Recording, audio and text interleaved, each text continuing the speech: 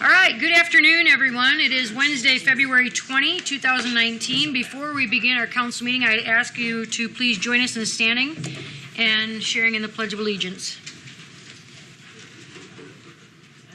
I pledge allegiance to the flag of the United States of America and to the republic for which it stands, one nation, under God, indivisible, with liberty and justice for all.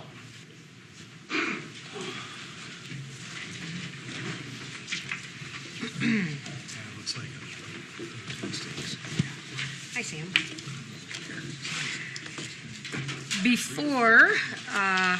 We'll take a roll call first since it is 4:30 sharp. Roll call first, please, Ange. Brad Hitt. Here. Sean Brewster. Here. Pete Hamill. Here. Greg Gills. Here. Tom Eggers. Here. Thank you. Now, before we approve the agenda that is before you, there was an addition made under new business number 5, letter E, setting the date and time for a public hearing on a Bulkema property rezoning. For good cause, we needed to make that change. Media has been notified. If you need further elaboration, Micah would love to share that with you. We're good? All right, so with that addition, council, do we have a motion then to approve the agenda that is set before you? So move. I'll support it. Thank you. And may I have a roll call, please? Brewster. Aye. Hamill. Aye. Gills. Aye. Hitt. Aye. Eggers. Aye. Thank you. Next, we have the oath of swearing in a new Reserve Police Officer, Krista Bausma. Krista, come on up, or there yonder. And Angela will lead you in the oath of office. Okay, if you could just repeat after me. I, Krista Bausma, do solemnly swear that I will uphold all laws of the Constitution of the United States, the state of Iowa, and the city of Sheldon. I will faithfully and impartially, to the best of my ability, discharge all duties of the office of Reserve Police Officer for the city of Sheldon, Iowa, as now or hereafter required by law. You are now a Reserve Officer. Congratulations.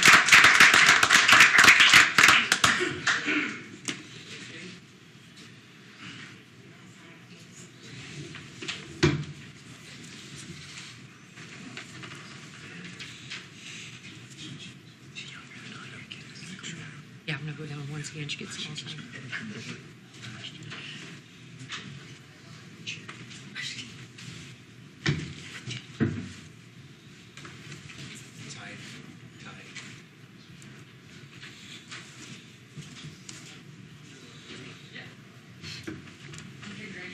I've already signed them all. So we just need George on honor. Maybe we'll do a picture with them. Ready? Yeah. Thank you. All right, we're good? Okay. Excited. Quite an honor. Thank you. You don't want to stay and hang out for a while? Okay, I'm just kidding. Just kidding. Enjoy your evening. That's wonderful. Next on our agenda is public comment. At this time, if you have any public comments aside from the agenda items, we welcome you to step up, share your name and your comments.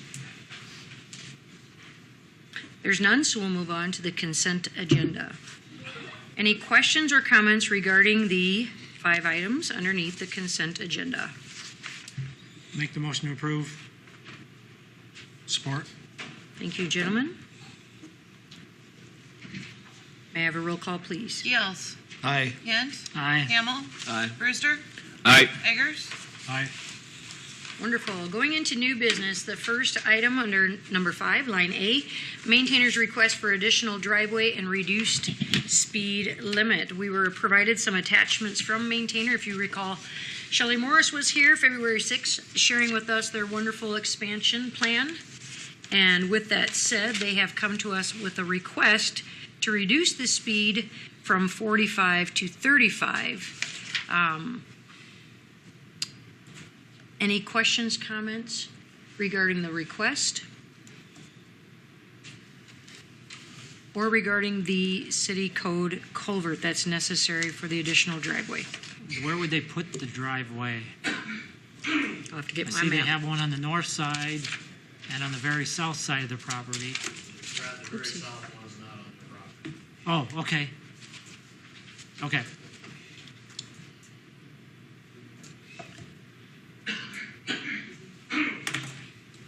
Okay, so they didn't buy that part. Correct. Okay. Makes sense. It does. Mm-hmm.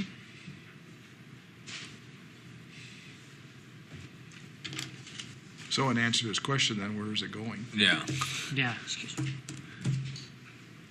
Driveway. Yes. Yeah. So when they do their new building, they're gonna want access into that new building. They're proposing to build on the south side of their current facility that they have on the old RV Central So, property. In look on reference. the picture that you have in front of you, you see that's an old aerial, and they got, there's the grass area, I'll call it, the field. I believe it's about in that area. Okay. Which I think is about the south limit of their new property that they purchased. So they have an entrance and an exit on either end, north and south. From what I understand, it'll actually serve as their main entrance when it's done, is what I understand it. Yeah. Right on that map where I wrote the This- 545. The second map, right? Okay. Mm-hmm. Thank you. Would it be beneficial to have that driveway between the two driveways in spacing wise?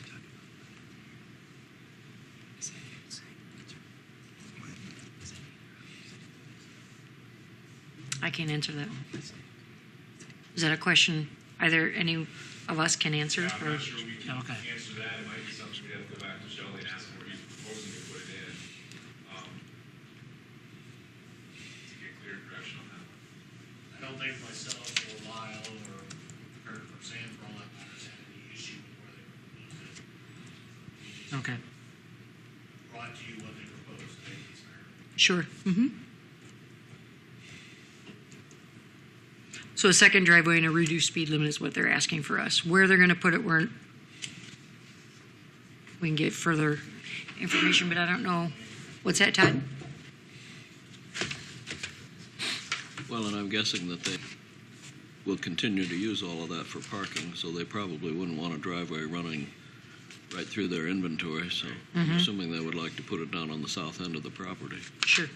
and that seems to make sense. And thus, because of the second driveway, that's why they're asking for the reduced speed limit. Yes? It only makes sense regardless of where they're going to put it at, but the south side does make sense, but because of the traffic that's going to beef up, we've seen it on the other side of town where we don't have control. We can just ask the state to reduce it, where at least here, we have the authority to be able to reduce the speed within the city limits. Given the expansion and the possible increase in traffic flow, And just additional to Van White Trucking, talking with David and White just most recently, they have deal with the same issue regarding that speed limit coming into town with truck traffic coming in and out. So they're also supportive of the consideration of the speed limit. sure. No rush to get into town to slow down, so. Make a motion to approve. Second. Thank you. Take your pick. Just Thank a you. quick comment, Mayor. We'll have to double check this, but under City Code 6304, we ultimately may need to do this by ordinance. Sure. Just because we say the speed limit is going to be lowered, we've approved to set that forth, so we'll check into the ordinance and go through the proper readings and procedures then. But we can at least let them know request has been granted and we'll go through what we need to go through. And then if you keep us updated as to when, where, and how with the driveway as it all comes along, thank you. May I have a roll call, please? Brewster. Aye. Hamel. Aye. Gills. Aye. Eggers. Aye. Hint. Aye. I made a tally mark. On track. Thank you. Next, under new business, line B, setting the date and time for public hearing for adopting the fiscal year 2019-2020 budget. That date and time will be March 6th 2019 at 4:30 in the afternoon. Do we have a motion to set that date and time for the public hearing? So moved. Was that a so move and a Support. second? Yeah, so moved. Okay, thank you. Weren't quite sure. Second? Thank you. Yes? Marv?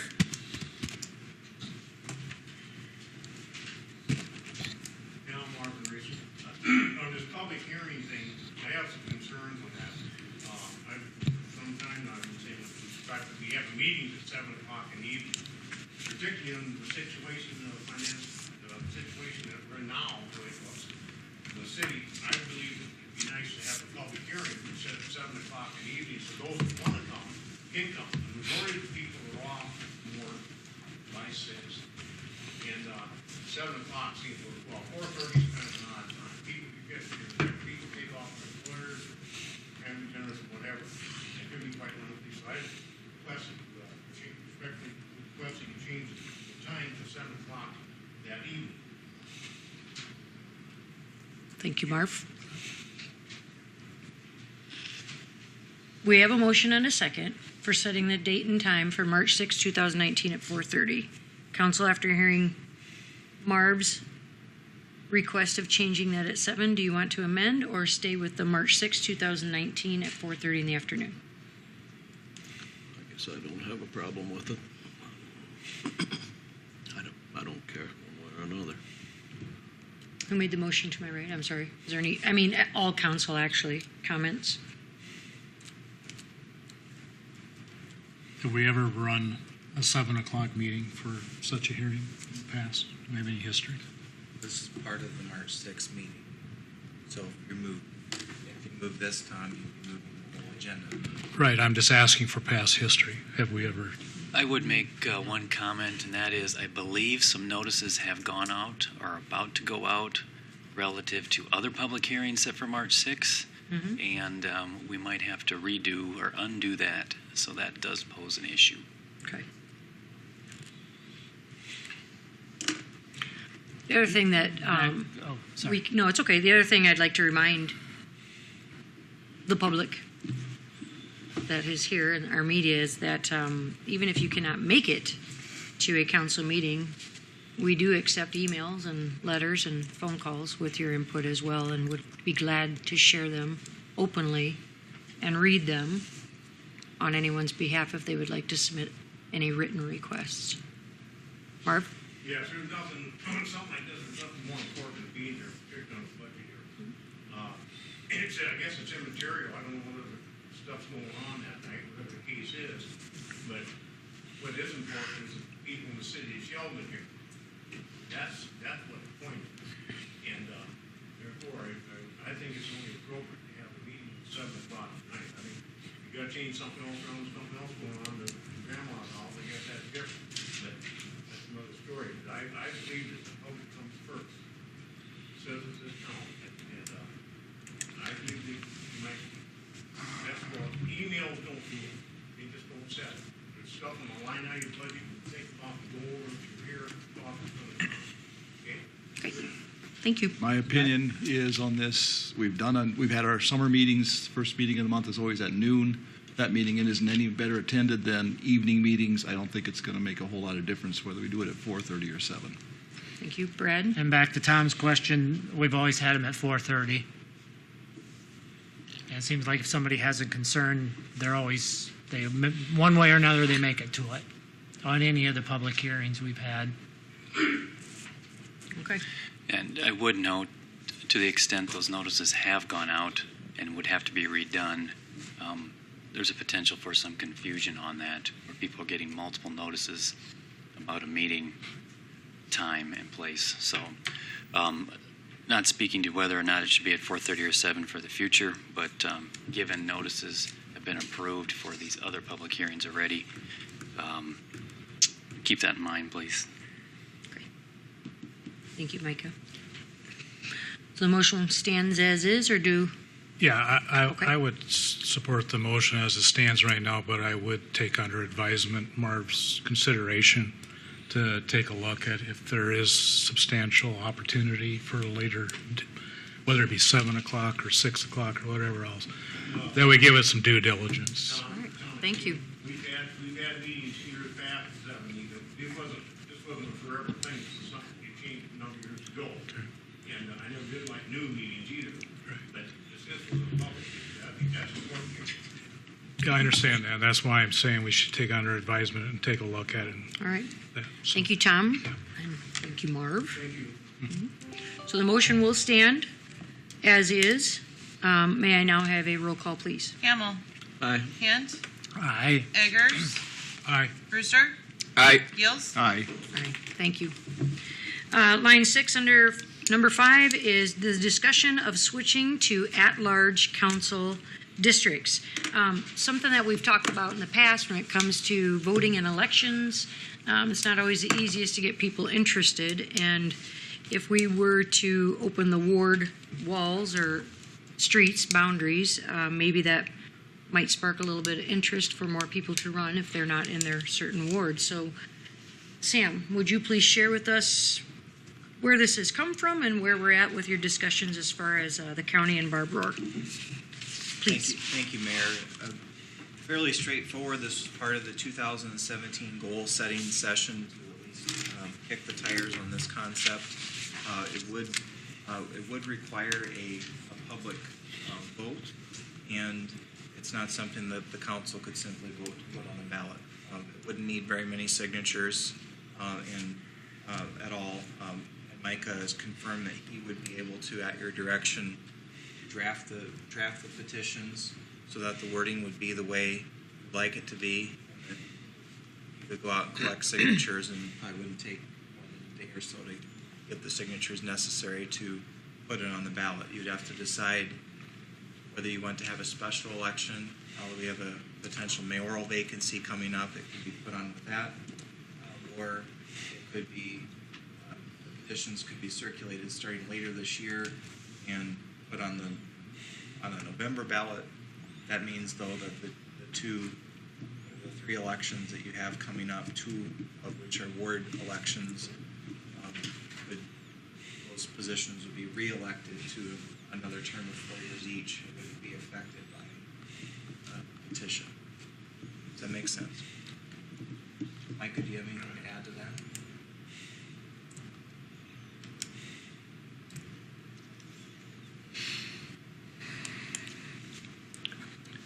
Sam, in your notes, you have a statement there. There were 172 voters in the 2017 elections.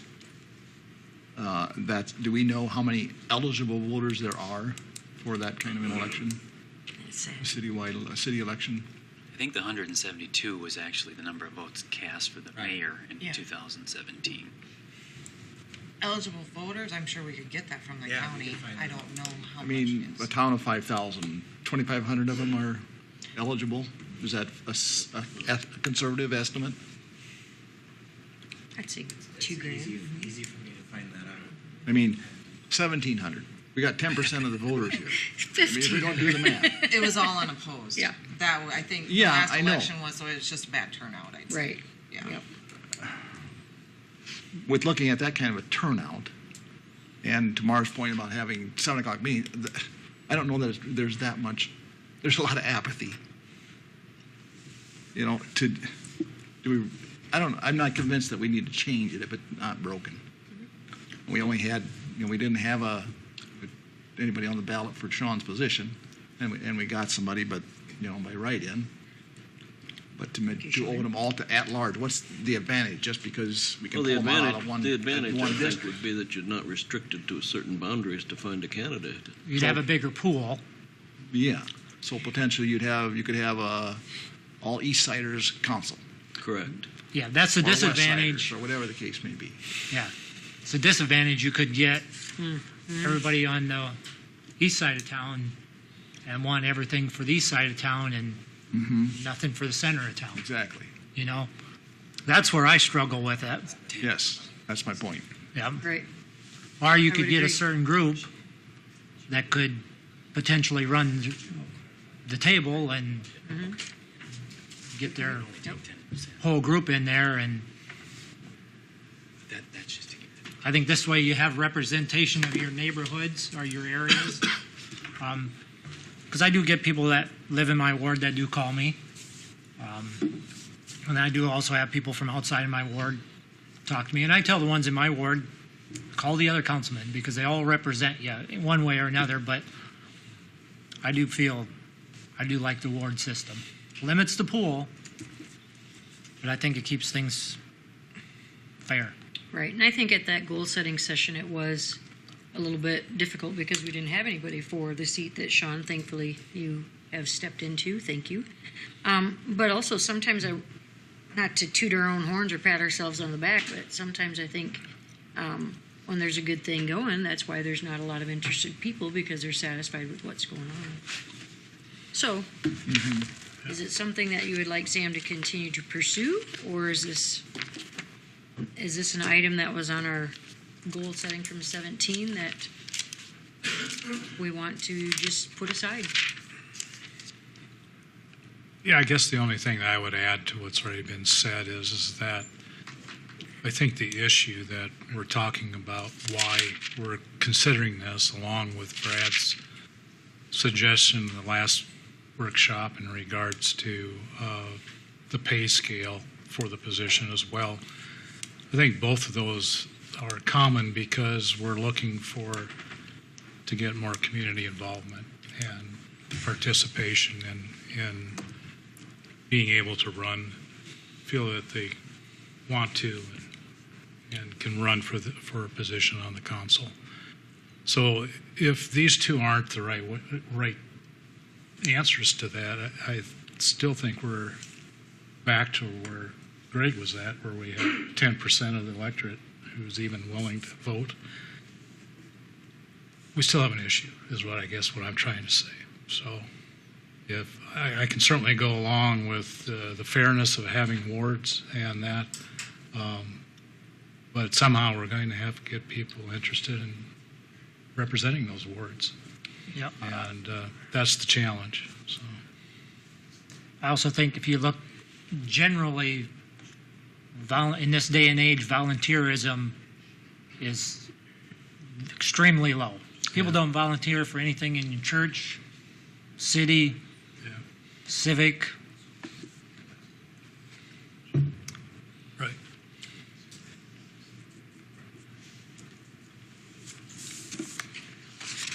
Any other thoughts or comments? Direction? I would say we fulfilled the goal in discussing it, but I don't think we need to change it, is my thought. Thank you. Any other comments, council on my left? Well, ultimately, it's up to the citizens to bring the petition. Right. And that can be instigated, of course, without this discussion. But if it would go forward and it would fail, then there would be basically a 2-year moratorium before you could try again. Okay. So. Oh, and it would take 10% of the voters who voted at the last election, a number equal to that, to get the petition going. So it would not take any concerned citizens. Okay. And the report says 25, and that's an error. Actually, about 18 signatures of all 18. Okay. Barb and I were looking at the wrong statute. You're going to change the whole form of government. A bigger deal. Yeah. Okay. Any other comments from council before we move on? Then I will take it as council is satisfied with keeping it 3 wards, 2 at large, and if our public feels differently, they do have that opportunity to petition that. I guess with that, I would challenge the wards to find candidates then. I would agree, Pete. All right, thank you. Moving on then to line D, we're going to set the date and time for a public hearing, and this is on the proposed McCabe addition and rezoning. That date and time will be March 6, 2019 at 4:30 in the afternoon. Do we have a 4 o'clock. 4 o'clock? No. 4:30. It'll be 4:30. The P&Z meeting is at 4, but this public hearing is You're right. You're right. Don't throw me I'm off. sorry. You're supposed to keep me on track. Yeah. 4:30, March 6, 2019. Do we have a motion to set that date and time? So moved. Support. Thank you. And may I have a roll call? Hamel. Aye. Hint. Aye. Eggers. Aye. Brewster. Aye. Gills. Aye. Thank you. And then also on March 6, 2019 at 4:30 in the afternoon, we'd like to set the date and time for a public hearing on the Bulkema property rezoning. Do we have a motion to set that date and time as well? So Again, moved. thank you. I'm sorry, who was that? Greg, Support. Just so you're aware, I think Tom that's supported. near property that you rezoned within the last year or so, On correct? South Third Avenue. Down over this direction. Yep. Okay. Everyone should have that map. 1202 South. Thank you. 1202 South Third, just after the tracks on the right side, South Third Avenue. Okay, may I have a roll call, please? Eggers. Aye. Hint. Aye. Gills. Aye. Brewster. Aye. Hamel. Aye. Okay, next, number 6 is reports from the city manager. We'll do reports, then we'll go into our emergency service and discussion with Mid-American down at the tables, then we'll come back up to the table to finish line 8 and 9. So at this time, is there anything, Sam, you'd like to share? Thank you, Mayor. We have, my city manager's report this time is fairly extensive, so I won't go through it. If you have any questions, I'll stand by. Questions? Hopefully you all had a chance to read it. That's all I have. Okay.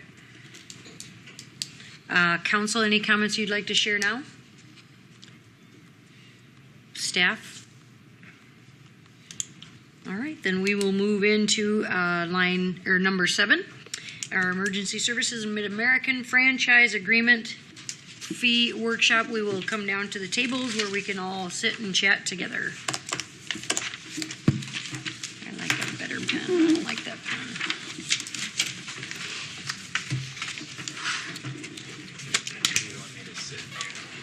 You can see it here if you want. You like this chair? I think I'll join you. Go ahead. We'll be over here. Mike and I are going to hang out.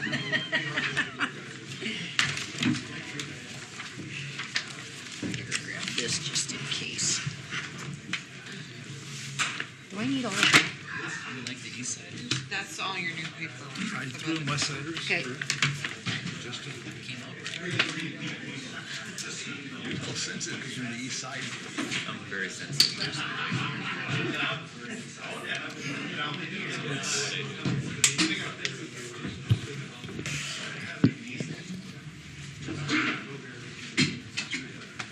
What are you running for?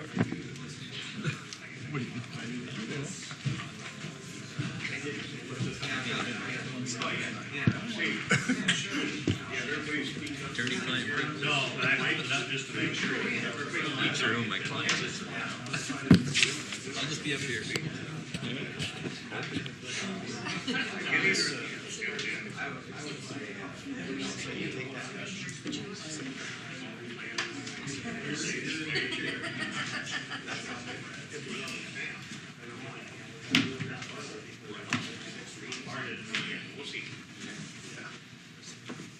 All right, everybody come be at the tables.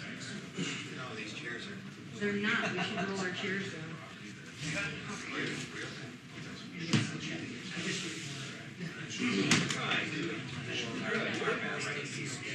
I moved their microphones too.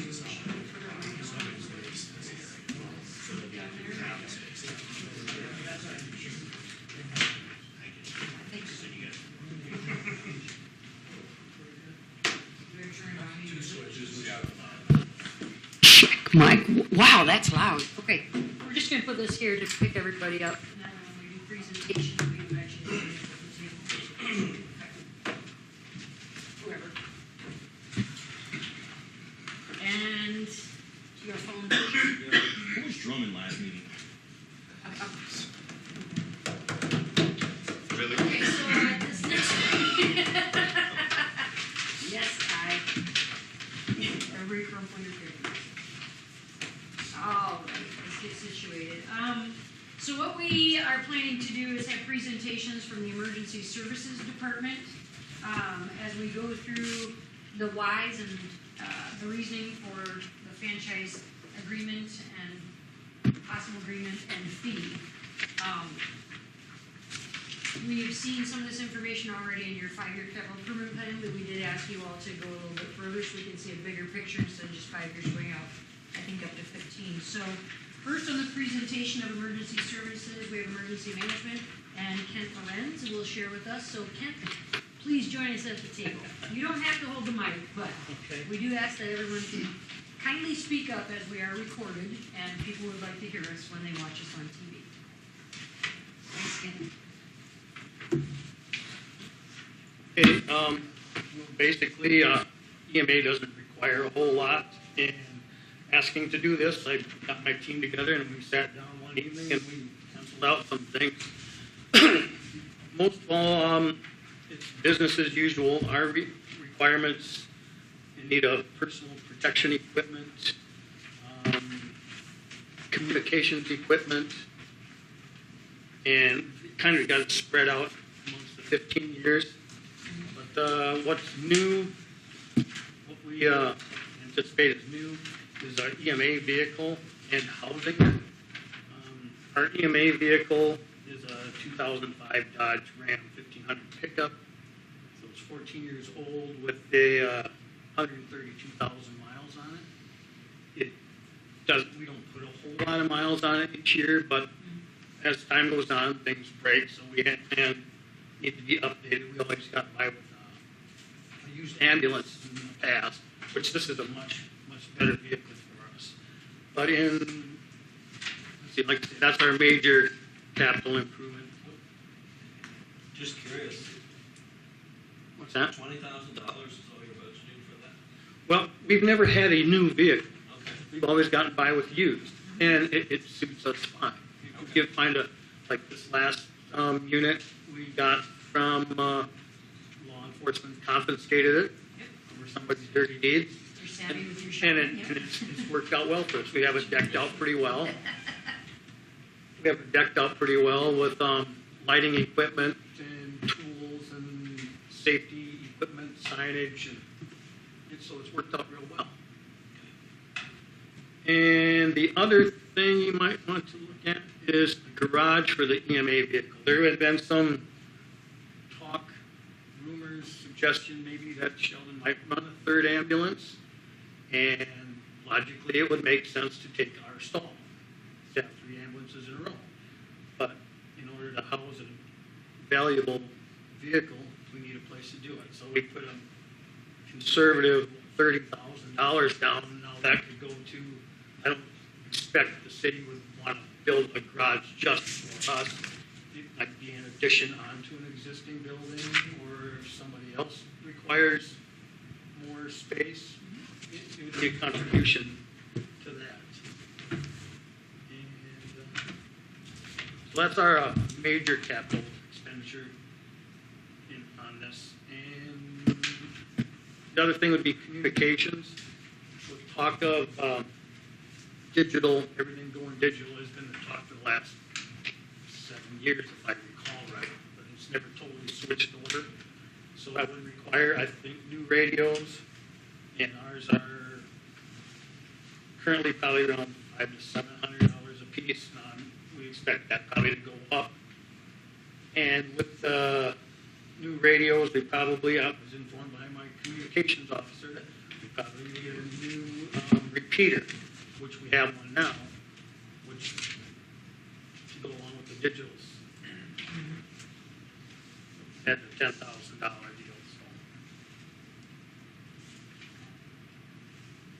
So that's basically it for us. Say we don't require much, but and we spread the numbers out. I had Jim Banger, our Secretary Treasurer, spread these out so they can definitely be changed or altered to suit. Sure, it's nice to have a visual of what the 15 years could possibly look like, including the possibility of a garage or shelter place for the EMA vehicles if we were to get the third ambulance. So thanks for putting that in there too.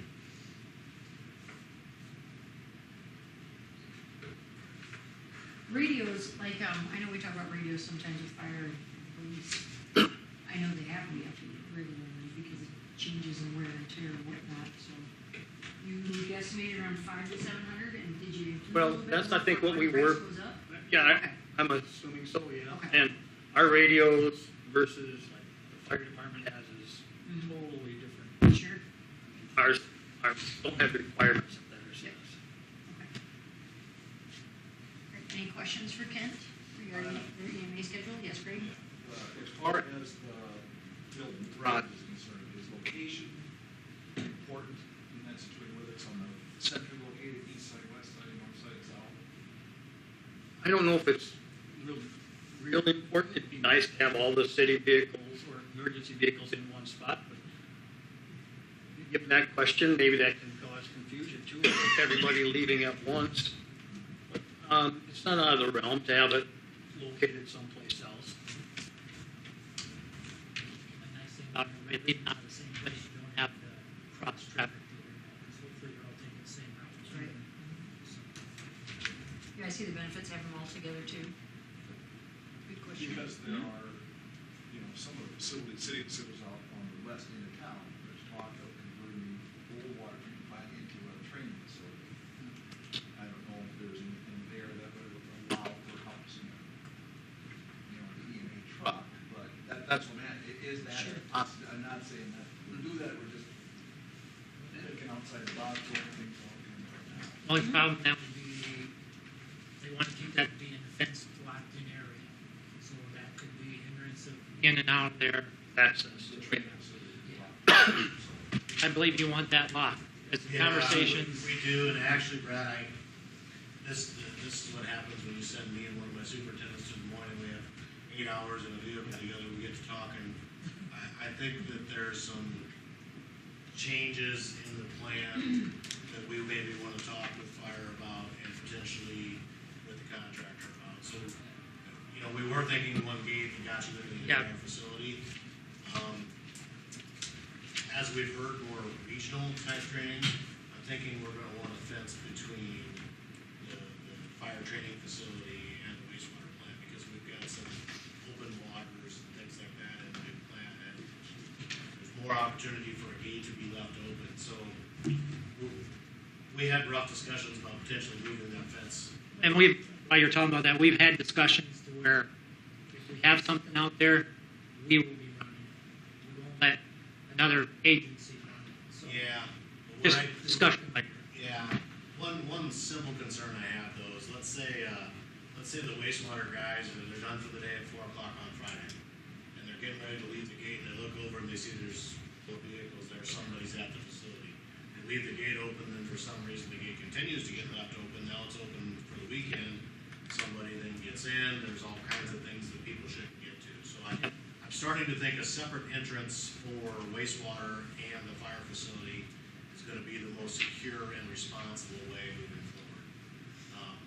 We can do that very easily. I think we can do that without probably even, it'll take a change order, but a minimal change order to the project. Dean and I threw a lot of options out when we were in the car, Monday morning and this afternoon on the way back. To your point, Greg, Scott sent me an email some time ago and said, hey, if we happen to get this third ambulance, where the heck can we put it? I give them the option of, obviously, like Kent mentioned, the EMA stall. We talked about the east side of the library. There's a garage stall that's currently got things in it. We talked about things like, well, could the EMA vehicle go into their meeting room and then they share a meeting room with SCAT? There's a garage door there, so in theory that could work. May not be ideal, The other option I said is you build a home and ambulance facility and EMA facility, and then the city office takes over that garage so we can actually put in all the vehicles that sit outside year round over here. Not saying that's a feasible option anyway, but if you're throwing out ideas and options, I thought it was worthy of having it under consideration. Probably more money than we want to spend, but it's still an idea.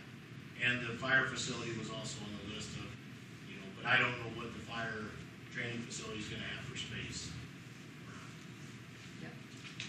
So good questions. Discussion for another day. Exactly, but I appreciate that the EMA did put those numbers in just in case to see what that might could look like, so. Any other questions or comments then for EMA and Kent? Thanks for hanging out. You're welcome to stay for a little while if you'd like, in case anything else comes up. But we appreciate you coming in, Kent, and sharing with us what 15 years might look like. Anybody have any questions on our summary that I wasn't able to make last meeting? Nope. Any questions? Thank you for what you do. We appreciate it, especially these very scary winter snowy days. So we appreciate that, all of you. Up next, thanks again, Kent. Fire Department. Denny is ill. Okay. Asked me if I would, yeah. All right. We just added a few more things, ongoing miscellaneous equipment, pagers, stuff we've damaged every year. We just kind of threw an extra amount in there. We did, as we went through with our officers one night, we went to the station and worked on this. We do have in there new defibrillators. Ours are getting to be about 15 years old. We have those on 3 or 4 of our trucks. Replacing medical kits. The other thing we added, we realized we need to get in a air fill station for SCBA's. We added that. We did kind of throw in like 15 years down the road, 12 years down the road, a possible east side station. And then 13 years out, we have to replace our air packs again. So just a few little ongoing things we added in there. So, it would be like basically what they do is they make shipping containers and they turn them into where you can have live burns and you can go in and they create rooms and Where's the nearest one now? the nearest one now is probably in Fort Dodge. Okay. And then you can also, this would be a dual one where you could go in and you could have live attack, fire, search, rescue, and then another part of it would be extending one upright that you can do ladder training, ventilation from rooftop, different things like that. It's a training prop. I guess it's a big chunk of money. I'm curious as to why there aren't more. Well, a community of 5,000 people has to step up to that. I would say Sioux City is probably the closest one that has one.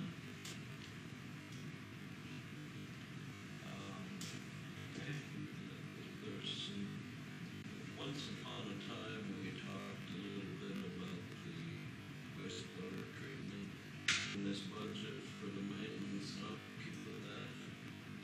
Not in this, because we did throw a building in there, but that's like 20 years out, 15 years out. So we basically just did equipment. The building, I would assume, would go underneath our regular, everyday operational budget. I guess it would be interesting to see the numbers on that. It's not free. Originally, there was some money in there for demolition, and we backed off of that. I wonder. It'd be interesting to see what we think that's going to cost, because it's going to cost. I just looking at the numbers here, these are big numbers, and at some point I question whether we can say yes. Yours in particular, just the whole. And it's just a projection we threw out there. You know, The rest of the departments. yeah, when you're doing your dreaming and setting stuff out there like this, and you might see the, and even possibly with this, the sewers, old sewer building, changing that over, does the fire department look at using that as a training facility for other departments to come in, and then do they plan a fee-based, like, is there a fee usually when they have Usually a lot of the- facilities like that? Firefighter 1, Firefighter 2 program, training, that's paid through the state.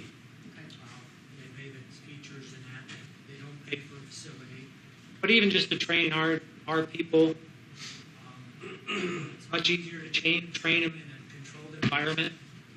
Otherwise, the only experience they get is when you have a house fire or a structure fire. We'll be able to go down the stairways, advance hose line down the stairways. We've got a big tall ceiling in the building basement. We'll be able to do trench rescue. There's a manhole out the back. There's not many places where you can do that. Confined space. Okay. I was just wondering if it's something that could be used for other departments that might You could, but generate you've been revenue as well. yeah, you're not going to generate enough. I know.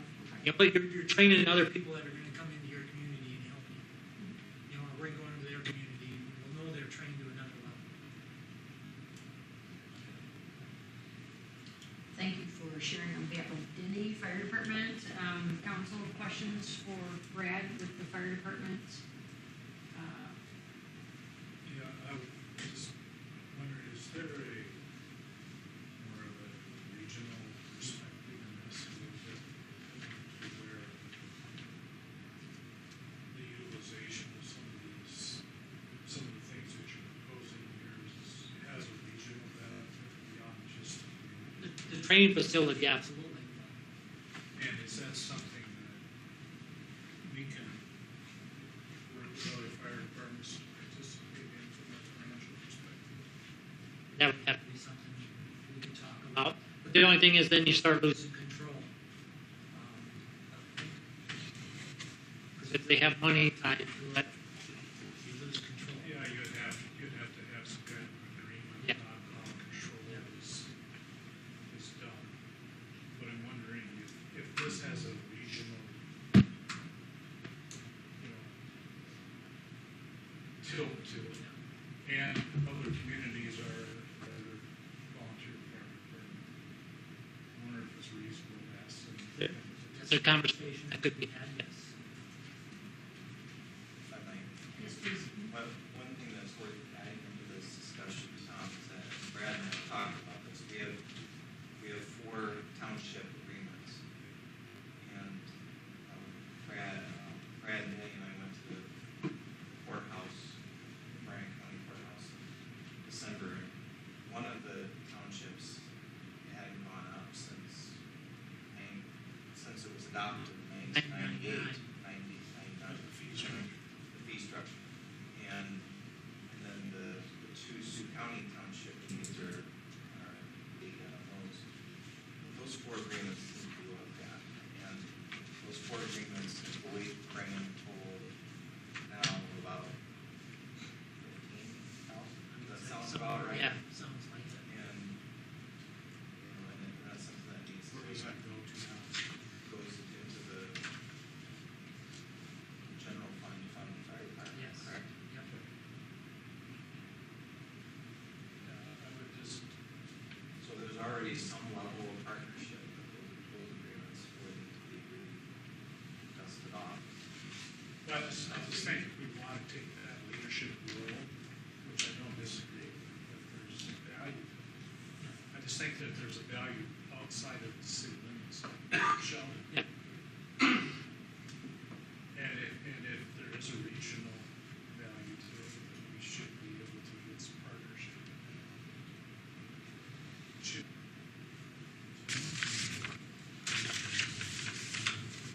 And if they aren't interested, they aren't interested in putting dollars into it, then I start to question this, whether or not. I think then we have to measure it more based upon the 5,000.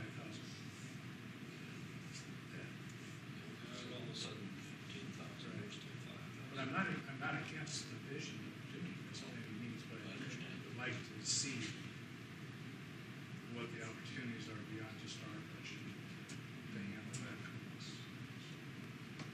Makes sense.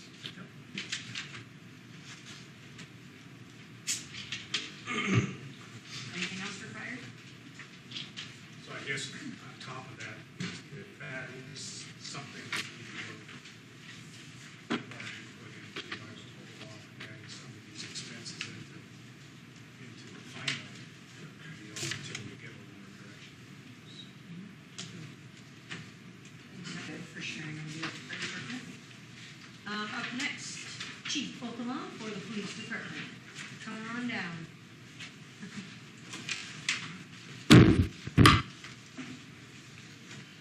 So, again, it's like everybody here has probably struggled with a little bit. It's difficult to project out 15 years.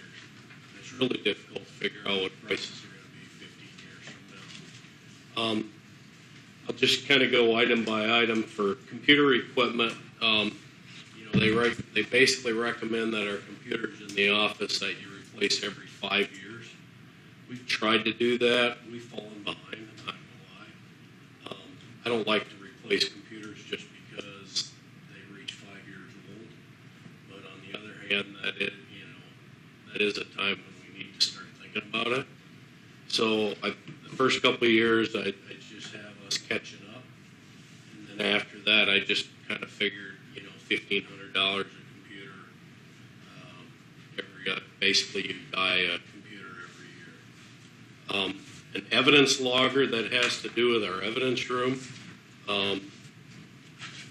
We really should consider an evidence logging system. Handgun replacement, we put some dollars in for that, figuring to replace the handguns approximately every 10 years. The replace doors and locks, I guess what we really feel would be valuable not only for the police department but for the community services building as well would be a fob system. Kind of just a dream of ours, I guess. I think there's some real merit to that. We have fobs already on our belts for the hospital and the high school. Fob systems are real nice. Again, that's just kind of a ballpark figure there. Mobile data computers. If you're wondering, there's some ongoing maintenance fees with those each and every year. And so we just kind of had to guesstimate some of that. As you know, we have money in our budget for this year for replacing the mobile data computers. And the mobile data computers go hand in hand with the police vehicles. So if we replace a vehicle, we figure we'll have to replace the mobile data computer.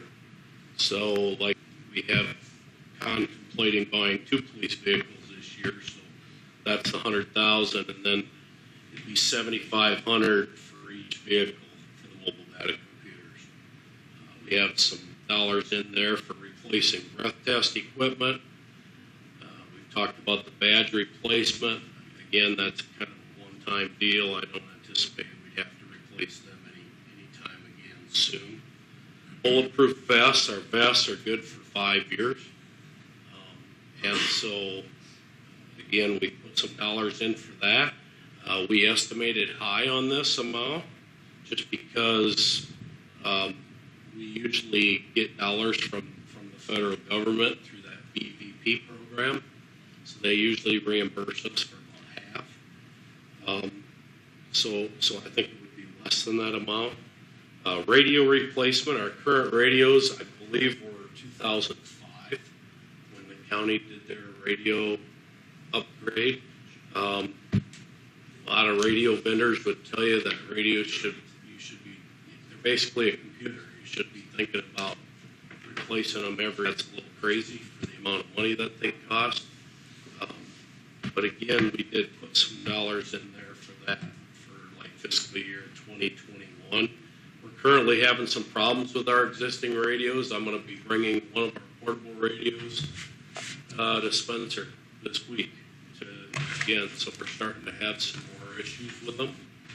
I hope that the 911 board is able to partner with communities and that we can leverage some dollars from them. It's just a little uncertain at this point what that amount will be. Rifle ballistic gear. That's just basically some throw-on equipment if you ever have to confront somebody that you know is armed with a rifle. Obviously, the situation we had in town here recently made us start thinking about that. These vests will not stop a rifle round. Taser replacement. Again, they recommend the manufacturers will guarantee them for 5 years. After that, they recommend you replace them. So, the car cam and body cam thing, that again, we have like 30,000, I believe, from this current fiscal year, and then 20,000 more we have for this coming fiscal year, and then there's some ongoing fees associated with them as well. It's really changed a lot, I think, since I've gotten in this office, where vendors don't just say, well, now since you bought that from us, we'll take care of you. They want you to have a maintenance agreement with them. And then their software upgrades that they do and whatever else. I'm as Dutch as anybody, but it really irritates me. I hate paying a copier agreement. But unfortunately, that's the world we live in. And then I just plugged a few dollars in there for officer replacement costs. It cost maybe $10,000 per officer. So I just projected maybe 2 officers retiring in 1920 and maybe an additional one in 2021. That's a guess. And then as far as the copier is concerned, we just put that, approximately 10 years out, assuming that our current copier will last 10 years. Again, I think it should last longer than that. I don't know, Ange, maybe, I guess I haven't really asked Ange that, her opinion on that. I don't like to buy things just because you reach the magical year of 10 years. Right, but after 10 years, it just gets more expensive. Yes. And back up to the police vehicle amounts. So I projected a new vehicle every year. Now, again, that would be best case scenario. As we talked about before, we currently are going to be replacing 2. We got 1 vehicle with 170,000. We make about 75,000 miles a year. So, I know that there are departments that put about 75,000, 80,000 on a car and trade it. I can't say I'm necessarily one of those that's afraid to drive a car past 75,000. But yeah, if not every year, maybe every other year for sure. So just based on a 3-car or 4-car? This is 3-car fleet. So, we could add another vehicle. The problem with that is then we need to outfit that vehicle just like we do any of the other 3. So we're going to have to put a mobile data computer in it. We're going to have to, put a car camera in it. So that gets kind of costly. We've tried to, and then have one not fully outfitted. And then what happens is you'll have one in the shop, you'll jump in the other one. It's really important for us that we keep them all outfitted so that they all have the same equipment. So would a 4-car fleet allow you to replace less often? You're still doing the same number of miles every year, so. Yeah, but you're doing it on 4 cars. Yeah, but eventually, it's got to come off the wash. I'm just guessing. What I'm wondering is if you have 4 cars, you can put 75,000 miles on. You wouldn't on each one. When I say 75,000, that's spread out among all 3 of our vehicles. Right. So you've got 4 mixed up. You've got 25% less utilization, is what I'm trying to say. But Lyle, you still have a primary that gets you the most, correct? Yes. So, And like now, I'm gonna pile miles on it because that's gonna be one of the vehicles we're gonna be replacing. So we'll only make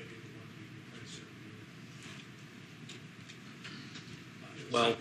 Usually, what we do then, our secondary car, which is our 2017, it has I think around 30,000 miles. We'll move that to be the primary car, and then we'll put the bulk of the miles on that one. And then one of our new vehicles would be the secondary vehicle. So again, it's and I'm guessing on police vehicle prices. I'm not going to lie to you, I'm completely guessing. It's a projection. It is a projection. And Lyle, if you were to get a fourth car, do you have the garage space for it? No. No, we don't. Most of the time, it should be on the road.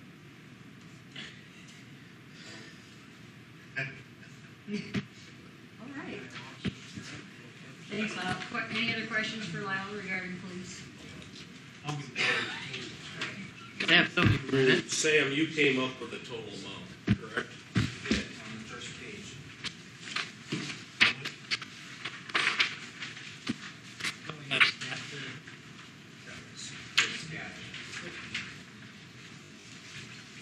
All right, thank you.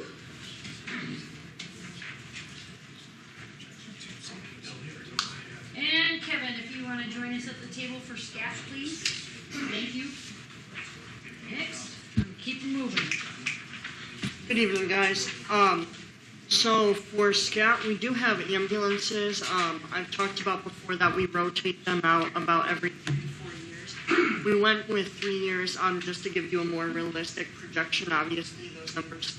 We are looking at replacing radios about every 4 years, like every other public safety entity. The platform's changed. Radio has become non-repairable with our companies. So it is important that we have that in there. We did increase the prices to hopefully reflect what they will be in the future. For various equipment, we have that in there every year. What we mean by that is each year we usually try to do a fundraiser, but as you know, we have 2 rigs right now and possibly a third, and so it's important for us to keep the equipment the same in each rig. And so we did add a line item for various equipment in there. As for renovations, most of you guys know that the SCAT meeting room and garage is actually the original with this building, and I believe it was updated in 1999, if I'm correct. And so we are just looking to do some updating on that within the next year, and that would include like replacing the carpet and just replacing some of the things that might be worn down and fixing some of the holes in the walls possible. We do have pagers in there. We try to alternate them with the radios, but those are just as important as radios, and that's how we get our messages. So we have those in there every 3 years.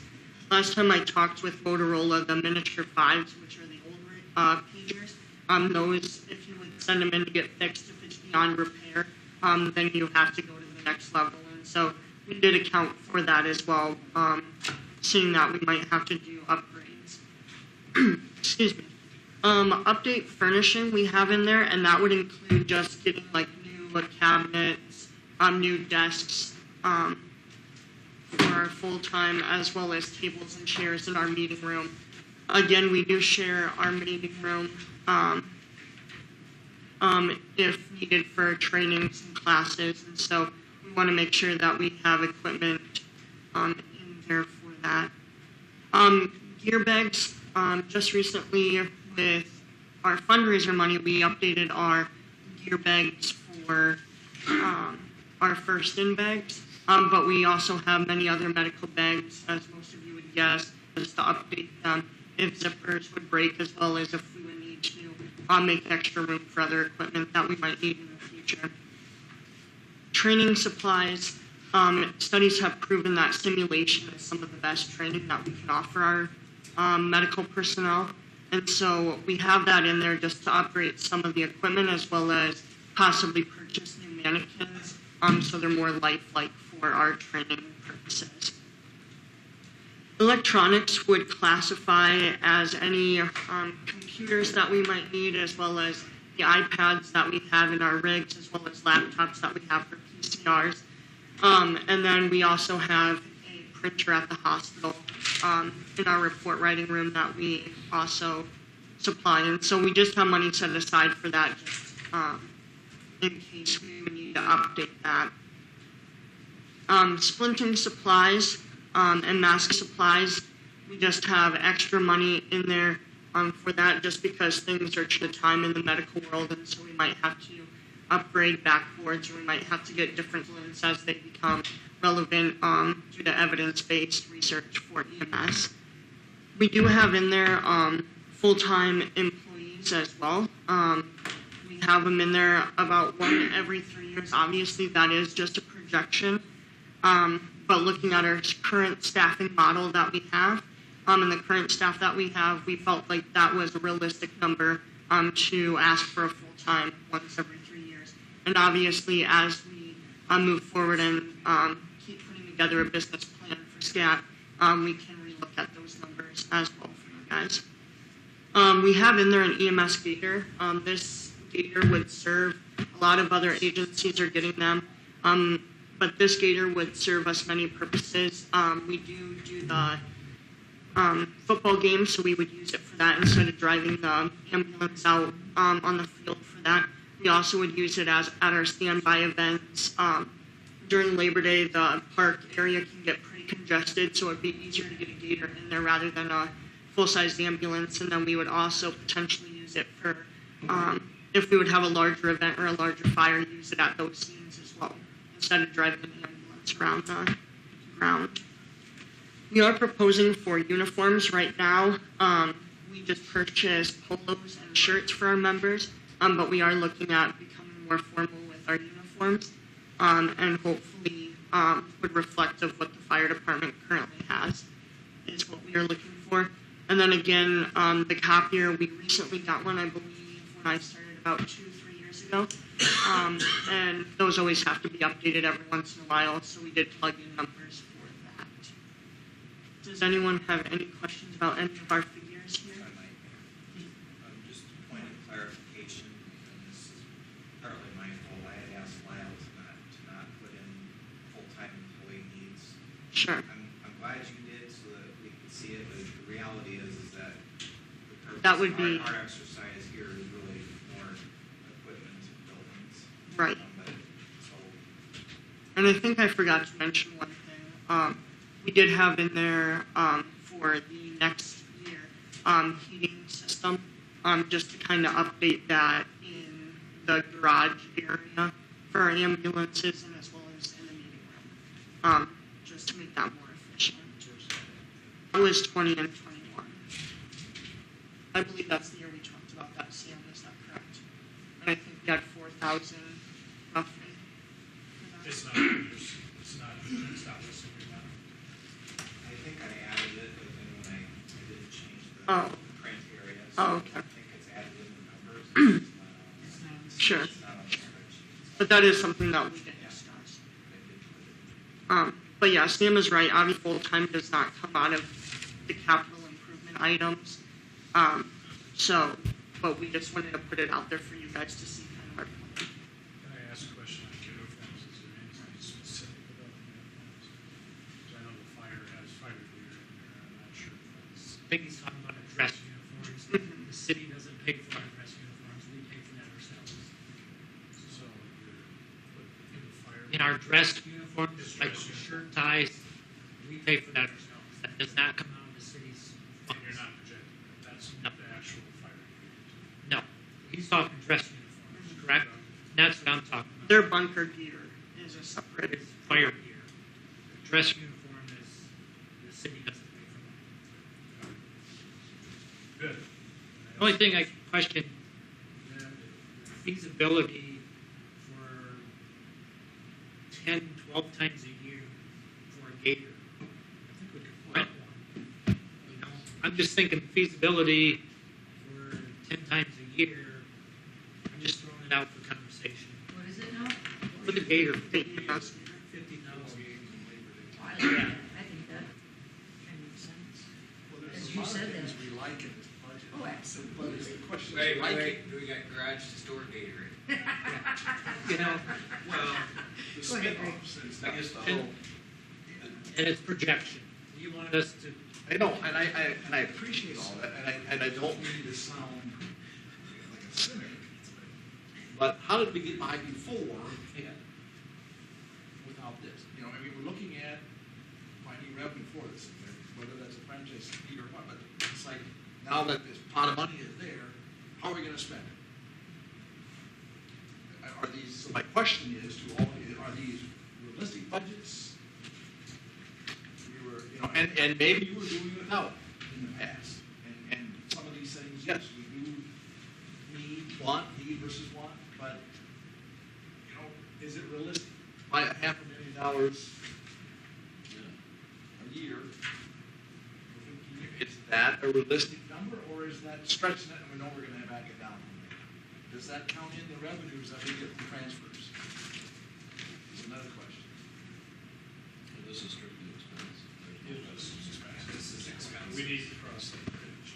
May I ask, in this summary that you prepare for us, does that include the 125,000 for this capital plan? Or did you take that out of the summary? Well, the summary does include it, because I It didn't, does, I okay. didn't remove.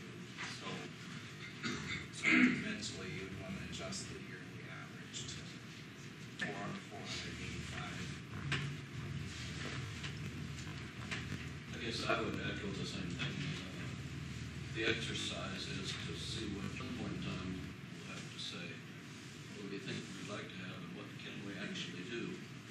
And those are two separate exercises. And some of the stuff on the fire side, our air packs 15 years, regardless if they're in A1 shape. Oh, I They're understand. done. You dispose of them.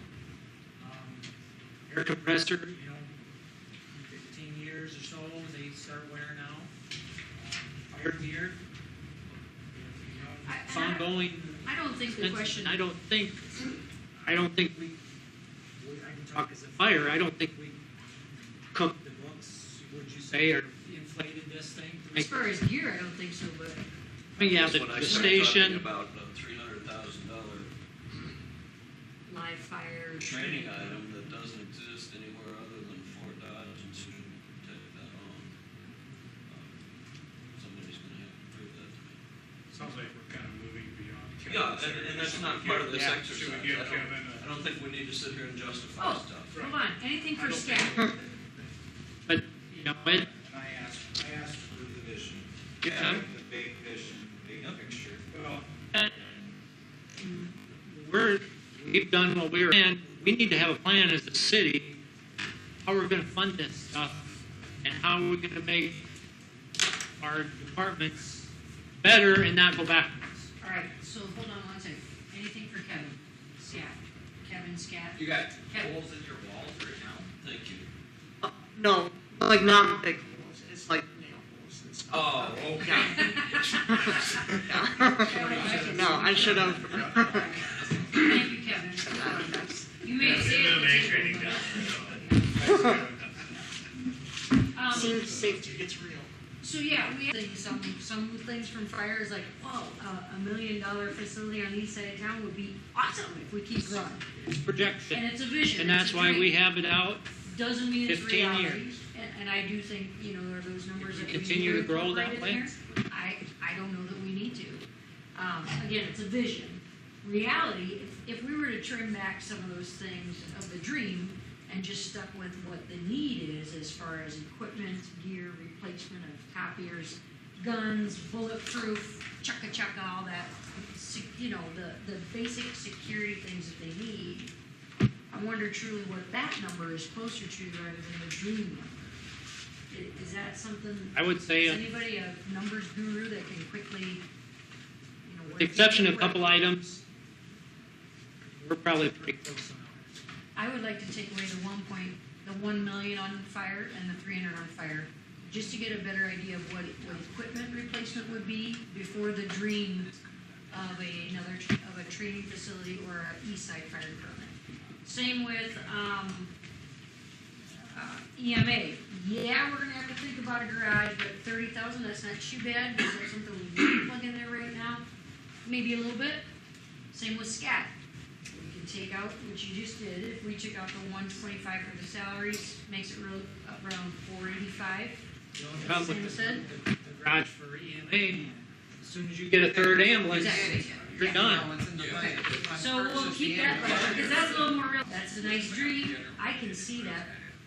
I'd like to never have to use it, but to know that one time, that special need to get in somewhere that's a little bit trickier, But is a gator 50 grand?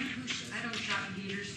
I don't know. Do See, you and I know? struggle once you start throwing in Do you know Ken, building gator stuff, pricing? air conditioning, Gator heating, pricing? Anyone? upgrades. Probably clear. Marvin? I want to just a little discussion on this shortly about it's all about the franchise fee that you want to do some Mid-America. First off, one thought on that, I don't believe we need it. I want to thank the volunteers, they do a wonderful job. I was on SCAT 10 years myself once, and I've always supported them and our EMA and the fire department always will. They're dedicated people, I don't think you slop around stuff at all. I think we try to give us a fair assessment when we're spending money wisely. Listen to all this, I don't know what all this stuff costs. But I believe after you work with this budget hearing, there's money there. We've given you money for this. There's money there. Like SCAT, I was kind of perturbed. They make thousands of dollars. Thousands. The problem we've had, guys, is that we've used that to supplement the way it looks to me the budget. And that's what's wrong. We spent money putting drive doors in a year or so ago in the police department with so-called ambulance money. That's inappropriate. That doesn't use it for that. We promised SCAT. I sat here how many meetings, and they're going to get more EMTs or paramedics, and it's never done. So they put it because of the money. Yet they're the ones making all kinds of money. It just seems strange to me, and yet we want them to protect our health and well-being when they come out to our house for heart attacks or whatever. So, sort of a two-edged sword. I believe what you'll have to do, I don't like the franchise. We've operated this many years without a franchise. Last time we went through this deal, it was a battle. It created a lot of hope and bad wounds, a lot of hard feelings. It was nothing but war. But that was a little different subject. Because the subject was, should we start our own utility or that one, and we ended up doing nothing. Well, I'm going to tell you something. We're working just fine without a franchise. The only thing it is just gives more money here to spend, and it kicks the can down the road of what we should be doing here, and that's do some fundamental straightening out the budget and cutting the budget. Plain and simple. What was your second point? You said number one, no franchise fee operating. We don't need a franchise fee. That's right. Okay, well, you said number one. What's number two? The departments go back in the budget and see where this can work. And again, it might take a few more years, but it can work. We just can't keep throwing money at this thing and think and trying to create ways to make more money. To me, that just sends us. There's more. You know what the truth of the matter is, guys, is I'm such a citizen. No one's ashamed to say it. I don't believe this thing here about the emergency services has one big interest to get that franchise fee. The main point is to get some more money to spend. And we got to watch our spending. We got income. We got all kinds of income. We're going to raise taxes again this year, $2. There's a breaking point. It's just so much. You tell the little old lady down the street or the little old man on a Social Security check living in their home on a Social Security check that guy. I run into them every day in my job. And they're lovely people. And they love SCAT. They love the fire department. They do not mean any of this budget over a whole lot closer. And maybe I will be here budget hearing, or maybe not. Maybe I'll just have to write it down so it can't be afforded at 7 o'clock. To get other people here. That's fine. But the point is that this franchise fee, to me, looks just like a money grab. Plain and simple. Other towns have it. That's the first thing here. Other towns have it. I've talked to other towns, mayors, every town. Some of them do have a franchise. You know why they have it? They don't have a tax base like we have here in Sheldon. Does Hoskers have a tax base like we do in Sheldon? Have they not? Do they have a franchise fee? Yes, they do. Every city is different. The tax tax basis, the whole works is different. You can't start comparing just because this town, if you want to pay a franchise fee, move that town. I'm not a tight wad that I want to skimp on my IPS bill just to, so the city gets money, because they're not getting any money out of it anyhow. But you are closing up the deals we ever would down the road, get a municipality if somebody wanted to. You can't do that. You can't do that. Say that again. If you want to start a municipality for so many years, you can't even think about it. No, see, there you go. So we're losing that ability, and we're not losing nothing now. We're operating just fine. It doesn't cost us anymore. And we could never buy the franchise. Pardon me? I said, I don't think we could ever buy the franchise. We could never afford it. You don't know that. Yeah, we do. No, you don't. We've been through the budget, it's not gonna happen. Well, we don't have it. And not only that, we're operating without a franchise, and it's just fine. They're not making any money off this deal, IPS, or Mid-America. They're not making any money off this deal. But you mentioned we have income, we also have expenses that are exceeding it. I think we just have to, And we don't have a plan to fund these kind of expenditures. well, sure we do. We shouldn't have. No, we don't. Well, That's just a why minute, we're just a looking minute, just a minute. We have. In the past, the police department, police cars, let's talk about that. We've always paid for police cars out of the general budget until years ago they started this. I didn't like it then, that's on record. I didn't like it, they started the so-called emergency equipment fund. The first thing they did is start dipping out of that and buying police cars. That's what they did. What do you want to do with it? Well, what I want to do is, well, number one, if the ambulance make money, if we need EMT, somebody to protect their health and well-being, probably that's what we should be buying first, is get the people to, no, really. Well, evidently the state doesn't agree with you because that's not an essential service. It was a state, this is locally run. No, I'm just saying that it's This is not our locally run. opinion. Well, I'm just saying, well, what they said at this table for the last number of years, is that they're gonna hire paramedics. You already hear about it, but they don't do it. One of the challenges we have with our broad-based emergency service position is not everyone is a money-making No. situation. So what we have is we have one that you're referring to and basing on. When in actuality, we have others, as you can see, that are presented that don't have it. So we're going to have to somehow, as a community, figure out how we're going to supply and support those as well. Tom, the emergency services is not the problem of our financial woes. The problem is it's a multifold deal here. We have, you know how many dollars in tips we have from property on tips? At one time, a year or so ago, I think they had $90 million. I think it was property tax.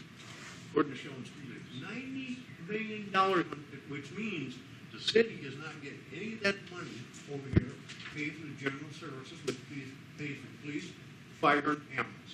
Now, how fair is that? If I can address that, Because then we're that, gonna move on. that, a lot of that Marv is locked up, because of the 2017 C bond, which is callable in 2022 and 21. I'm not looking to take that away. Go ahead, Sam. But I think we can start removing some of that land tip, but right now it's locked up because of the bond that was done in 2017. So part of, and you and I have talked about this a little bit too, is that one of the reasons, and this was talked about at the last meeting, Todd did a really nice job of helping to explain it, is a promise was made by this and previous council regarding capital improvements planning, and we had a need for a $552,000 fire truck, which was unanimously supported, and that truck is being paid for from that ambulance fund. And now you have a displacement of another need that is now going to local option sales tax. So local option sales tax is now being, that $200,000 ambulance is coming out of local option sales tax. Now your balance for the projected balance at the end of this, for this coming fiscal year, for local option sales tax is $11,000 and change, plus $167,000 CD, which we could spend through rather quickly. And local option sales tax has based on my research, functioned as our community's reserves. If we needed to spend something, community betterment's a pretty broad definition. We could find a way typically to spend it from local option sales tax. Well, now your local option sales tax, which was being used to fund streets, is spent down to the point that you don't have enough money in local option sales tax to fund asphalt repairs, much less a concrete street. So the emergency services really is, and I encourage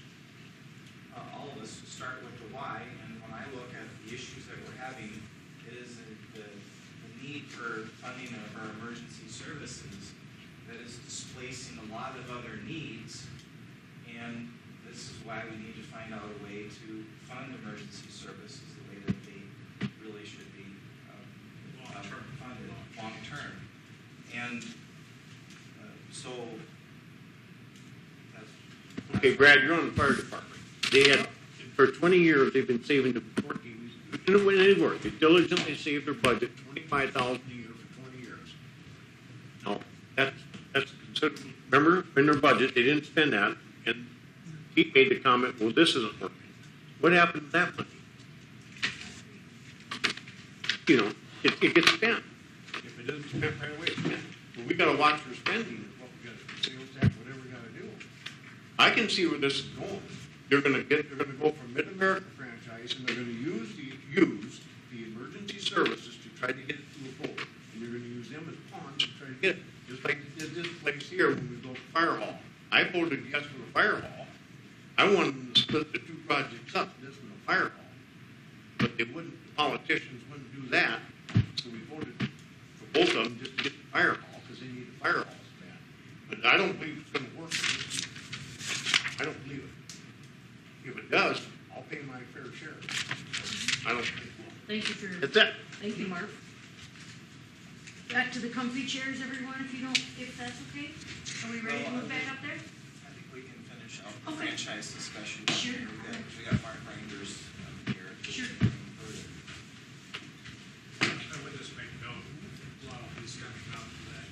If you've noticed, when you go through the first 3 years of budget, how much catch-up is everyone's projecting in that area. Right. And I think that points out to us is where we've been lacking. It just proves that everyone has been holding on. And if we continue to do that, the first 3 years will turn into 5 years, turn into 6 years, and multiply as we continue. So, thank you. Thank you. So I had asked Sam, if we took out the SCAT full-time employees, that brings that average down from 527 to about 45. So we've determined a why we cannot keep functioning the way that we have. We cannot keep budgeting the way that we have, or we won't be able to support our emergency services. This is a way to help support those emergency services. Direction, discussion. I'm going to have you help me with this if you don't mind, Sam. Well, this is in your packets. I know all of you have probably could have made copies of this, but this is, I've got 3 extra folders in there too. But you have on what you could generate, and if you did a 2% non-residential franchise fee, you're basically raising it by 1%.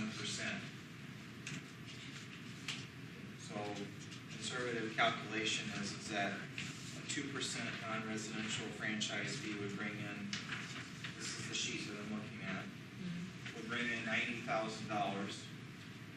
And then if you went to a 5% for residential, that would bring in approximately $140,000. So 140 plus 90 is $230,000 a year, which funds just under half of your needs. And I did tell, if I might, could I invite Mark Reinders up? Mark, would you mind coming up? And then Mark and I talked about this, and I said, based on the dynamics of what happened previously with the 1990 2004 votes. I thought it would be an easier sell if Mid-American would be willing to present something less than a 25-year agreement. And would you mind talking about what you floated up the flagpole there and what you're willing to present? Right.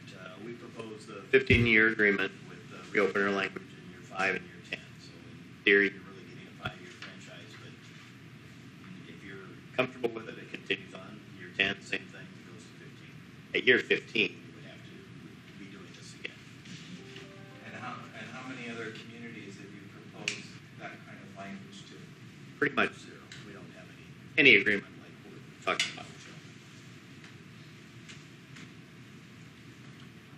And the lowest one, the franchise we have in existence right now is 20 years. Almost, I would say 90% of them are not 25 years. But there are a couple who've gone 20 years. Again, it's the 15 years, a little bit of Mark's comments is showing good faith, looking at some of the history up here, and a good partnership we want to continue with Sheldon.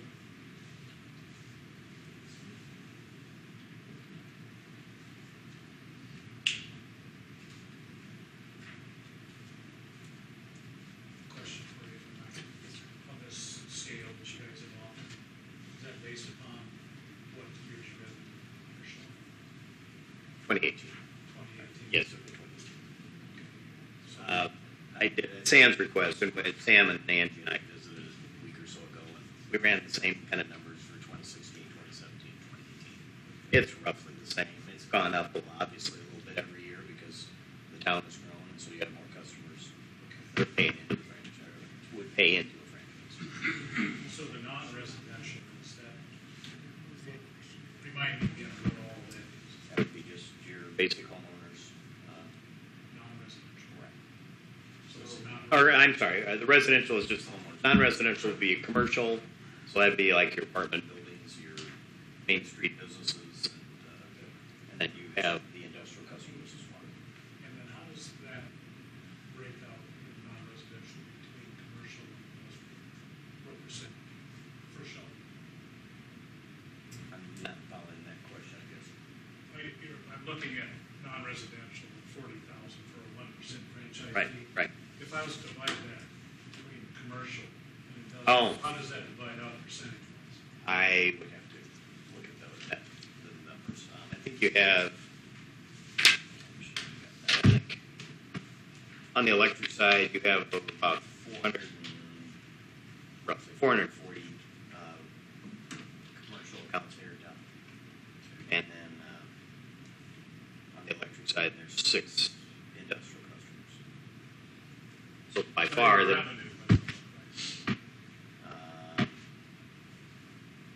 about 20,000 for the 440. 20,000. And 20,000 for the 6. Look, not quite that much. That's just on the electric side.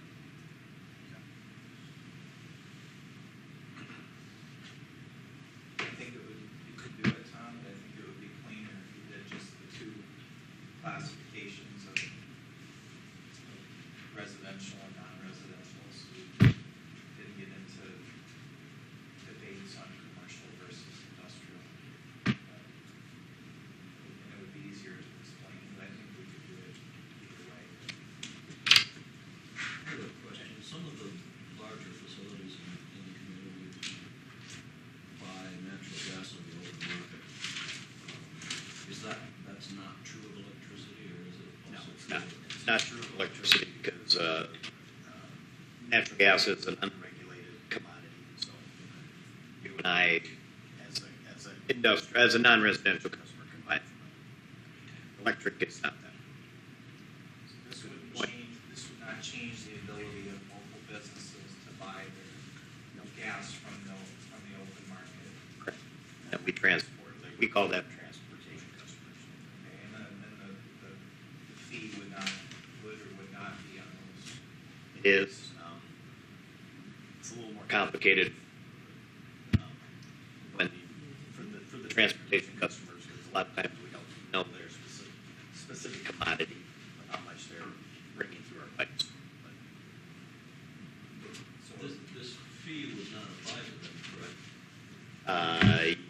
It would on a, To a certain extent, yes. Okay. Even it doesn't get billed through you, or does it get billed? it does get built through. Even though they're buying it on right. So, okay. They get it from point A to point B, right? It's their infrastructure that goes through. You're also getting out of my league, but if you really want to talk to somebody out there. One of the questions that had arose before in some of our conversations was right now in the utility bill. I wish Marv were still here doing this. There's 1% goes to loss. Yes. And that will come off if we go with the franchise agreement and go with the fee. The loss comes off. And the question that we had, what happens, and that's a question I have for Ange, is how does that work on our side as far as the 1% loss that comes off? Are you still able to recoup those monies back into that area of our budget? Carmichael, no. We cannot transfer franchise fees to local option sales tax for, was it property? You can transfer from the account for the designated purposes, and it's a question of how you define those purposes. Okay. Yes, please. So you have the 810 levy, which is a general fund levy, and then you have the trust and agency levy, where you're levying for the actual employee benefits. And the local option sales tax money has been split where it pays property casualty, and then it helps buy down the trust and agency levy for employee benefits. The other way to look at it, and it's really doing the same thing, because the revenue purpose statement, the broader language, allows to use for property tax relief. So you could figure out that number, and you could use it and buy down your 810 levy. And because the 810 is your general fund, so that is an acceptable way to do that, because you can't directly transfer it for employee benefits, but you could put it to buy down your levy, because there's two different levies, and at the end, it all. Does that make sense? There's two levies, and you're just buying down one instead of buying down the other. Sure. So you're reducing your 810 levy. Thank you. So going forward, that's what we need to talk about. What's our direction? I would recommend moving forward with the franchise agreement and determining what the franchise fee schedule could look like. I would like to see where the schools are exempt, such as the East Middle High School, as well as the elementary Catholic and Christian schools in our town. And I'd like to see a split where the residential is a certain percentage and commercial would be a lesser percentage. What those percentages are, we talked about tiering it, being able to step up each year. But I don't know if that's something that we would want to do, or if we just want to start with a 5 and 3, a 3 and 2. Regardless, I think we determined why we're not going to be able to keep moving forward and growing, and there's going to be other cuts if we don't do something else. Either upon economic development. Yep. And the general budget. Exactly. Now, can't make a motion still, so we need to give direction to Sam as to how and what we need to go next, if that is the direction we would like to go. Can we look at it as taking 2 steps? And we approve the franchise and then approve the rate fee. Okay. Is that, first we would need to establish an agreement, and which you had proposed to us in our packets. Second, then we would have to talk about the rate fee. Then we would look at the fee structure and see how So today, we could go forward approving the franchise agreement that they have brought forward to us. Again, giving us special conditions, special terms that they've not given anyone I else. think there's value in just the franchise agreement alone. Yes. And then I think what we need to do is determine off of what we started here tonight, Yes. how the fees would apply and what that would look like. And we can't get to that without having a franchise agreement to begin with. That's correct. So you say there is value in the franchise agreement, what you see value, how do you see that, where do you see that value? But I think we want to go underground with any of our utilities right now. We don't really have a leg stand. If we want to bury a line, I think we need a franchise agreement to bring that to the table, Also, from what I understand. right, but I also think a lot of what Mid-American is doing in our town is part of this agreement. It's already happening. It's just on like the gentleman's Right, pledge, but the handshake. but that's what he's asking, is But- why enter an Right, agreement? right, exactly. And I'm trying to say there's Because of that, differences. there are other, yes, okay. The other question I have before we get any further along in this. That's just one example. Yeah, that's fine. We talked about Hall when they built their pool and what they did for an advertising campaign ahead of that. Did we ever get information, did we get contact them, and did we get that information back? Yeah, they had, I'm trying to remember now. I think you sent something out. Yeah. Yeah. Refresh me, there's been lots of. I think, Sam, they did a survey in the newspaper and asked people to either call in or. Yes, they started out in my conversation with Jim Collins. It was, I'm trying to remember right now. It was, I have an email, I just don't have it in front of me. It was, they started out with a little bit different than ours. We need a pool, and what are all of the ways to fund it? In our situation, our funding sources were a little bit less flexible. So, but they took their time and they built support. They originally started out at 5 and 5, and then went up with 5% for residential and 1.5% because of the concerns raised about the impact on the cheese plant. And that's what they ended up with. And they did adopt a broader revenue statement than just the pool. But that was because of the feedback they got from the survey, not the newspaper, from the survey. Just in general, I think, and then I have to pull up that email, Greg, I sent it out to you guys, but it was based on that, I'm sorry to interrupt, but it was based on that discussion with Jim, that my advice to you was to do in this setting like we're doing now, and not to have first reading on the agenda, and just having several roundtable discussions and taking it slow. And so you have first reading, and then you have second reading, and then you have third reading, and then you. Did all do it that way, or did they have an election? I don't think they had. They did not have an election. No, Okay. because they took their time to Okay. Right. But they did give an opportunity for people to they did. weigh in. Right. So remember, how they knew what the pool was going to cost, Yes. so they could weigh it against how the fee structure was going to. But how is that, I don't see it as a whole lot different than our situation. We know Yeah. what We have a lot of emergency items services rather is than going one. to cost. Right. But We can trim it, but what we have haven't an done agreement. is to bring these two together to where people will support you. Yes. Right. Begin with an agreement, bring those I together, think that's one share it of the with the biggest public. criticism I have of doing the apprentice fee without the opportunity for people to weigh in. Because you can say it's because of our time, and people are not maybe aware of it, I don't know. Once we do it, we'll hear about it. Fully agree. I think citizens of Sheldon need to know where their fees are going. Clear, Yes. on paper, right in front of them, let them see what it is, and let them know what it looks like over a long period of time. And I think this is the right answer, but I want the people to think this is the right answer as well.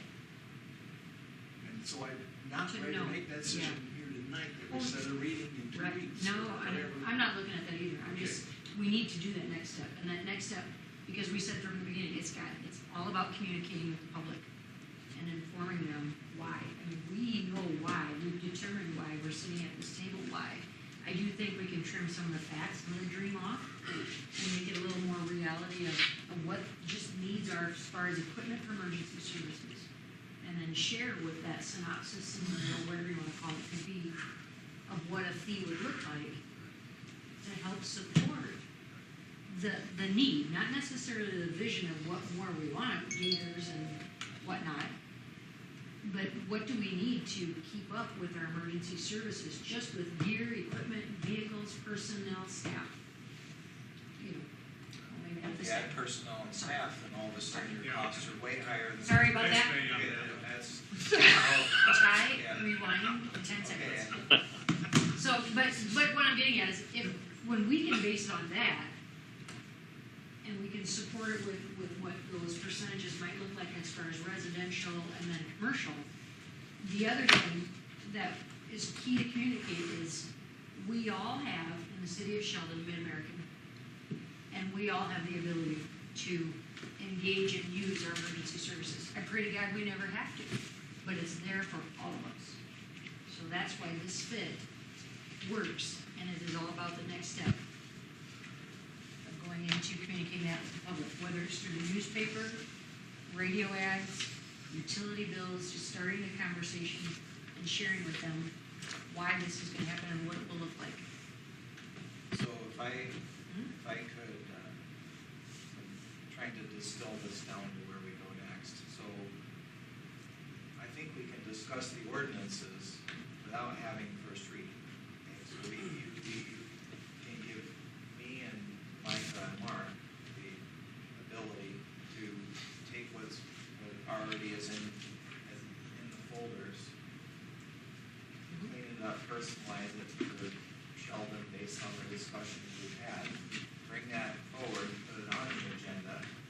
But it won't be first reading per se. Or It will just be- the agreement. The agreement is Just enacted by an ordinance. Right. So you're bringing forward an ordinance, but you're not bringing it forward for first reading, because I've heard that we're not ready for that. But it sounds like you might be ready to actually discuss the meat and potatoes of what the ordinance would look like, and then you can give direction to set it for first reading. Okay. And then there's two readings beyond that. But you'd have these two things, which is your agreements, and then you have your revenue purpose statement. And you can adopt the revenue purpose What do statement, you need Tom. a revenue purchase statement for the? Well, remember last time you talked, You have to have a revenue purpose statement to apply to franchise. Is that? But that's the point. Oh, I- We're not talking fee right now. We're just talking about the franchise agreement.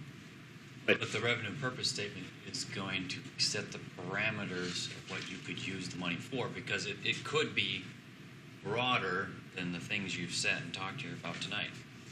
Whether you know your enact a fee or not. It's also, Still have to have it's that. not locking you in. Still Daniel. have to have it. Right. I mean, a lot of communities have passed a revenue purpose statement, but they don't have franchises. So we couldn't enter an agreement then, and then later on come up with a purpose for the fee. And Yes. have it adopted. Yes. Okay. So back to my question. I think there's two things that I think is important. One of them goes towards what you asked, right? Why do we need an agreement? What's the value of having the franchise agreement to begin with, if it isn't fees? And I think we need to spell that out and then enter the agreement for those good reasons for doing it. Then we start talking about this stuff. And then let people know why we want to do a fee. Because I'm afraid if you wrap them both together, or you just push the agreement through without them understanding why the franchise agreement is important for us alone, then I think we're allowing ourselves to be open to questions like, right, why do we need, or like the mayor, we're already giving stuff, they're giving us some of those benefits. I think that's a great point. And what I would say to that is that you have the list of important items that you're already getting on the handshake. It's one of the reasons why you would also ask me to bring forward an agreement, a 2080 agreement for the $20,000 that's the money that's being given to the golf course, and working on a similar agreement for RISE, because good agreements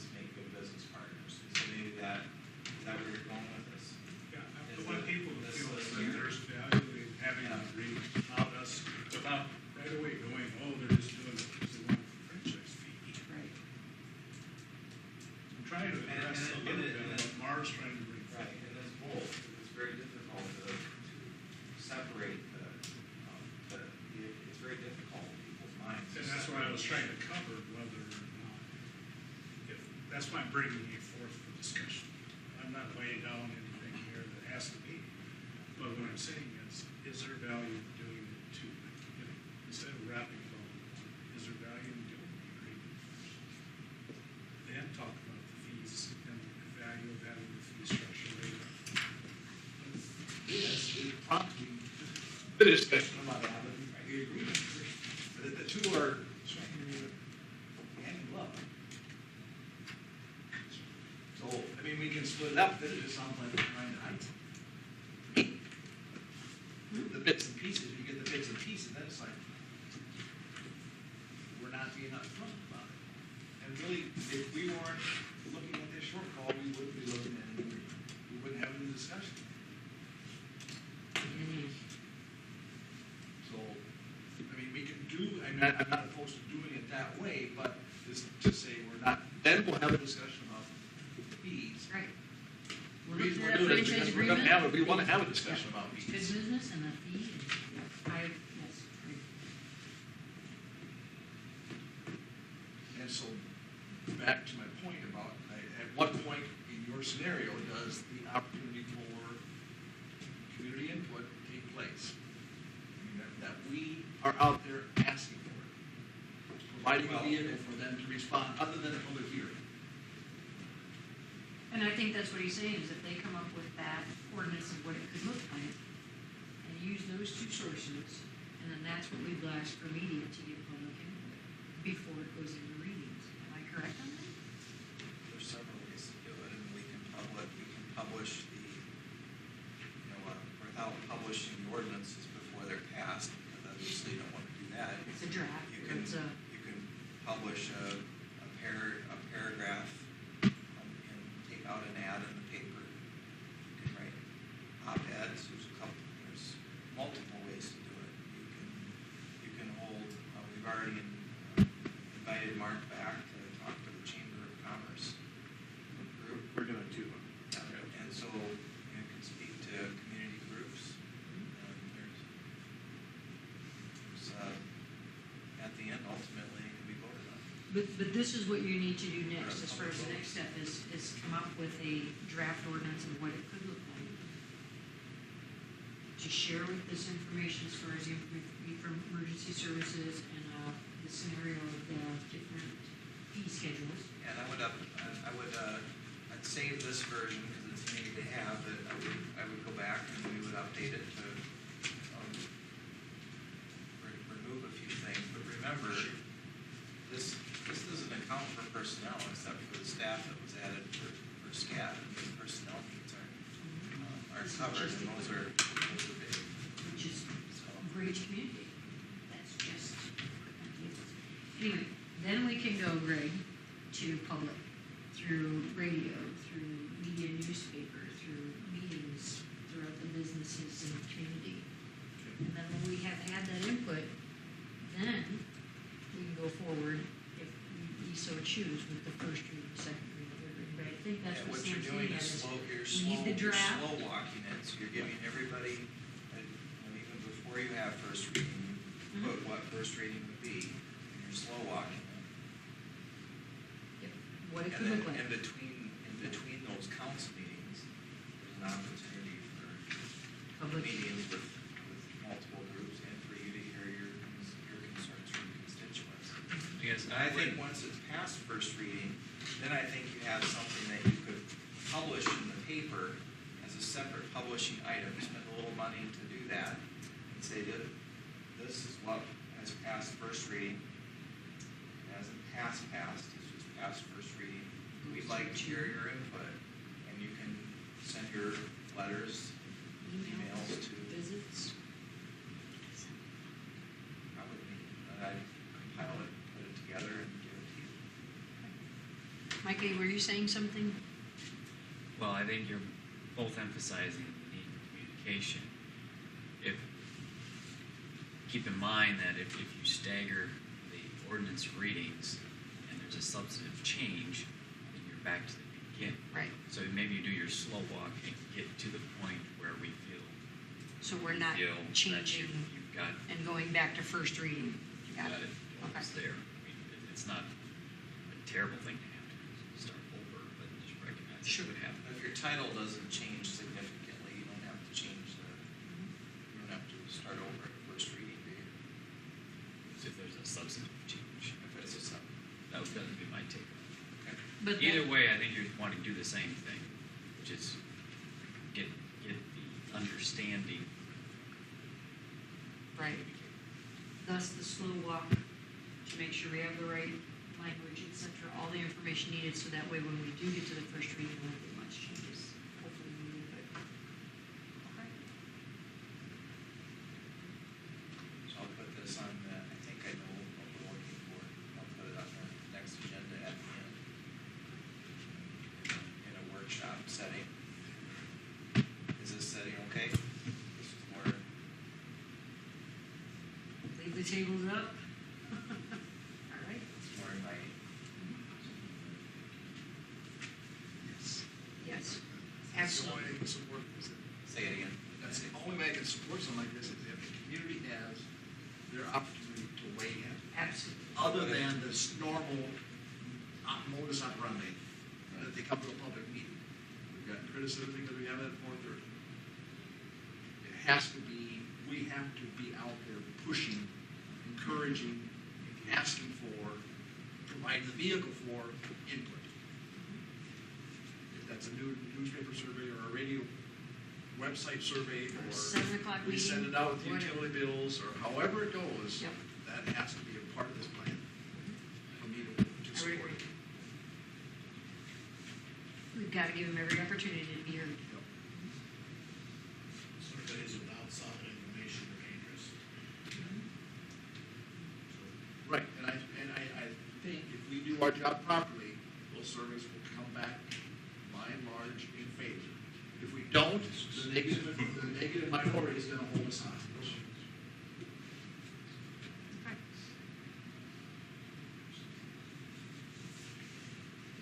So for my clarity, saying, when you fill out section 14, or we won't fill out section 14, which is a franchise fee of blank percent is imposed. Traditionally, we just use it blank, we'll put a zero in there for now. And then if you choose to do the fee, then we amend that agreement. Okay. And I can have it. Anytime. That helps. I'd probably update it so that there's 2 paragraphs. That way, if we want to have one resident, at least we have the blanks in place, right? Well, yeah, between the three of us, we can adapt that. Maybe some blanks. That's good. I'd suggest there's at least two. And we have already, I believe, included the mayor's comments about the schools in the latest version that you and I have. Shared mentions.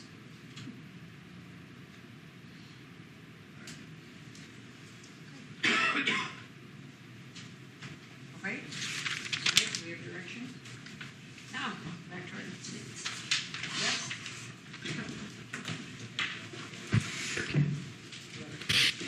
And he sent me your email. I don't have the answer.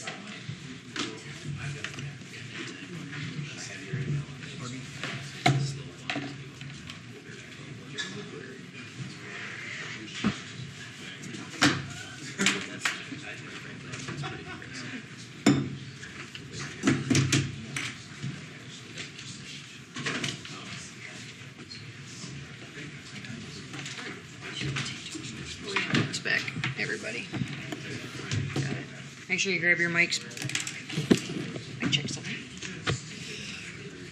Oh, it's my turn. It's my turn.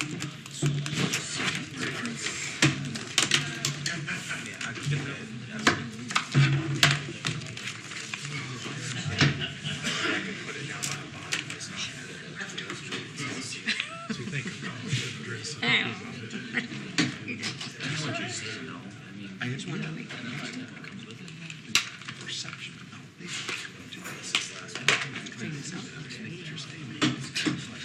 Clean out your desk. You're gone. That's why. Thanks, Ken. Thanks for hanging out. Thank you, Ken.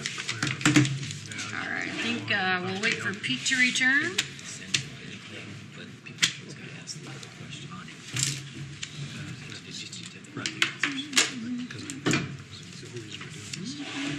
Yeah, go ahead.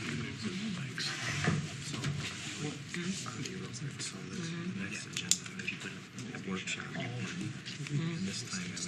Oh, okay.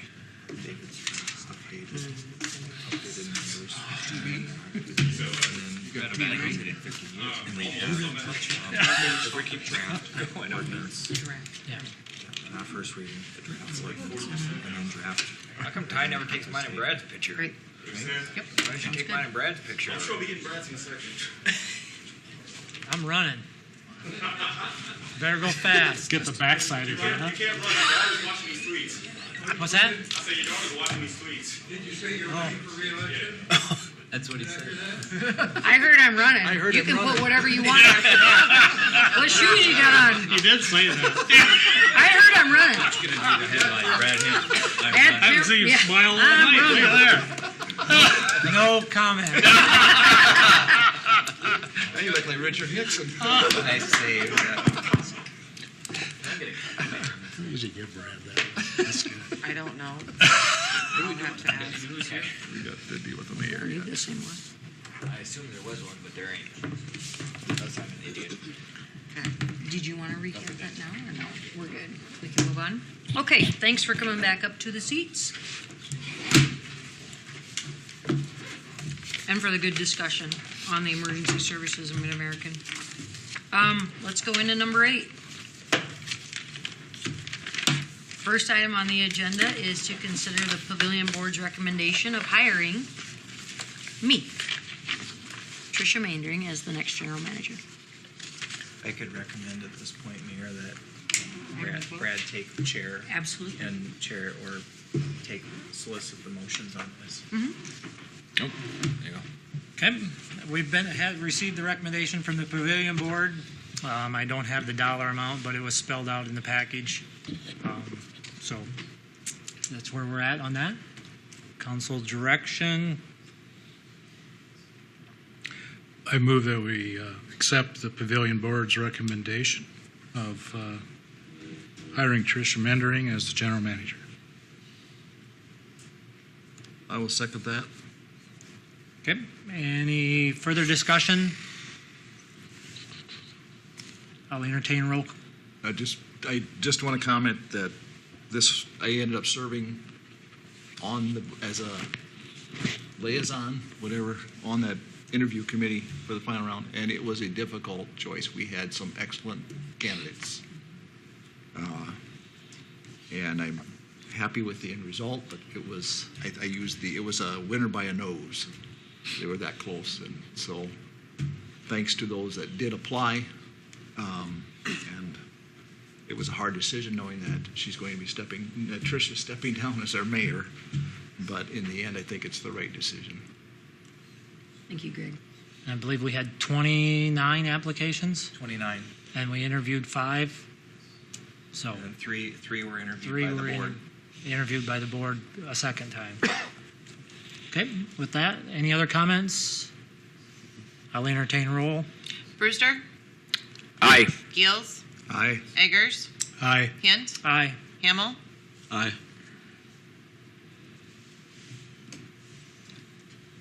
Next. B. I have a resignation letter I would like to read to you all.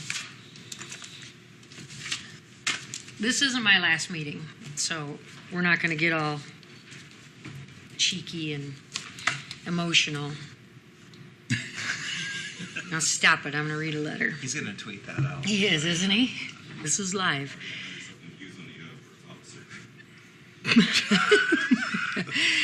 To you, the Sheldon City Council, to the staff, and to the residents of our wonderful city, it's been an honor serving as your mayor, and I would have never thought after 9 years, 1 month, and 20 days as your mayor that I would come before you with my resignation.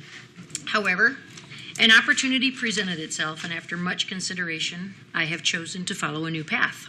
And I thank you, the council, for approving the recommendation of the Crossroads Pavilion Board and giving me the opportunity to become the next general manager of our beautiful and fine Crossroads Pavilion Event Center.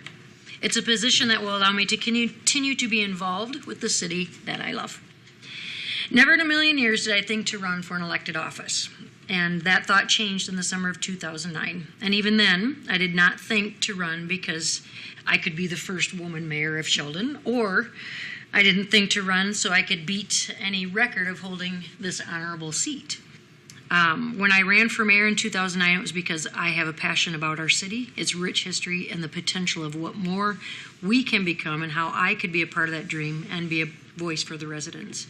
Sheldon is my home. It always has been and always will be, and I will cherish this time that I was given to serve as your mayor.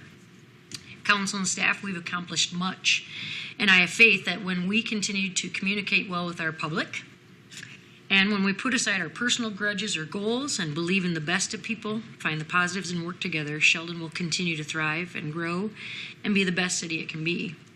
And to the residents, I thank you for allowing me to represent you. Thank you for getting out to vote where the polls were when they were open. And I encourage everyone to get involved, volunteer, serve on a board, attend meetings, because when we serve in these seats up here, we work for what is best for the city of Sheldon for yesterday, today, and tomorrow. And together with the public, we can make great things continue to happen. Like I said before, I'm not going anywhere. Sheldon is home. I'm not leaving. My roles have just switched. Before, I was the full-time children's ministry coordinator at the church I go to, and I looked at this position more as a volunteer, and now I get to work for the city of Sheldon and volunteer at my last day in this office and in this seat will be Wednesday, March 6, 2019. Thank you. Do you accept my letter of resignation? With great regrets, we accept it.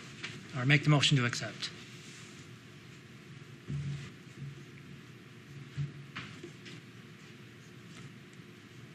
Second it.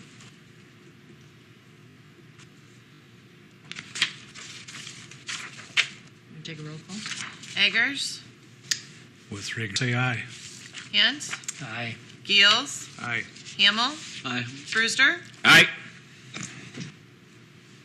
Thank you. You know it. Yeah, I know. I was just thinking, what am I doing? Now, that would be a first. Yeah, I am excited. And it is a position I hate to give up, but I can still be involved. I'll still be here. Next is a discussion council. Sam, if you want to take the lead, how will you go about this next appointment or special? Thank you. So let's talk first about the transition on March 6th. So Mayor Mandrian would convene the meeting, and we would have the Pledge of Allegiance and the roll call, and then approve the agenda. And then at that point, right before the public forum, you could pass the, I don't have a gavel, but I got a hammer. Pass the baton Okay. to Brad Hint, and then the Mike and I have discussed this. There's a couple of ways to approach it. You can, which would be then at the next meeting, you could vote to appoint someone, or you could proceed with calling a special election. Yeah. Anything to add to that, Micah?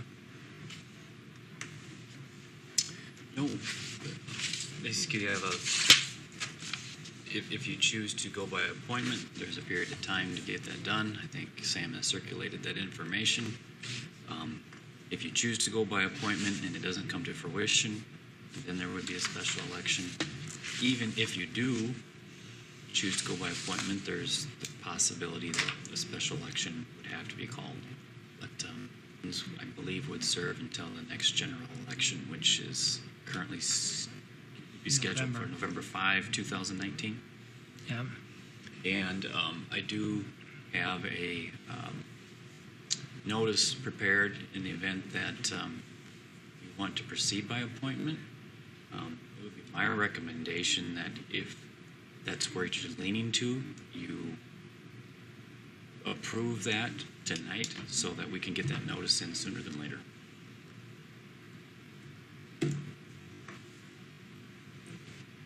Because we can publish it even before the resignation takes effect. And they don't have to know who they want to Nope. appoint. They just have to Whether- authorize the. Yeah. It's just putting the public on notice that your intent would be, if possible, to fill the vacancy by appointment.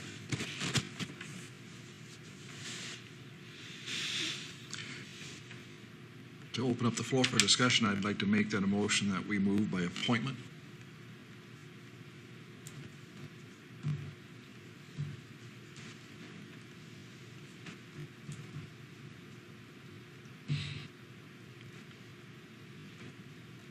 Support. So I guess with that, discussion is open. Is there any limitations as far as who can be appointed? Not Just have me. to be a qualified candidate.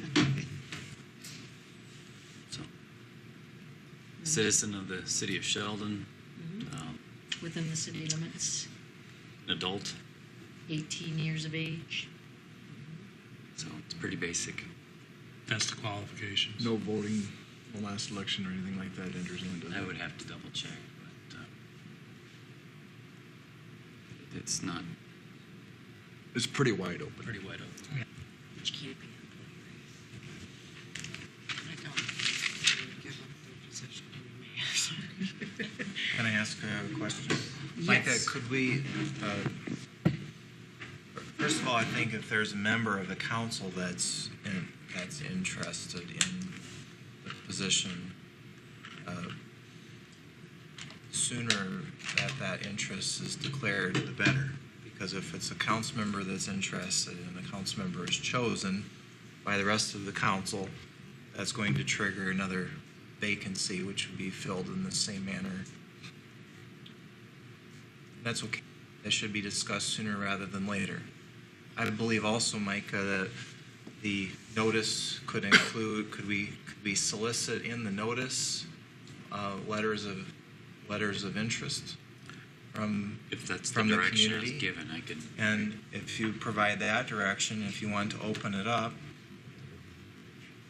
there's a couple of ways that could And you don't proceed. necessarily need to do that by notice because you now accepted the mayor's resignation, making it known that you prefer to fill this short-term vacancy by appointment, and any of their council people or the city clerk are yourself aware.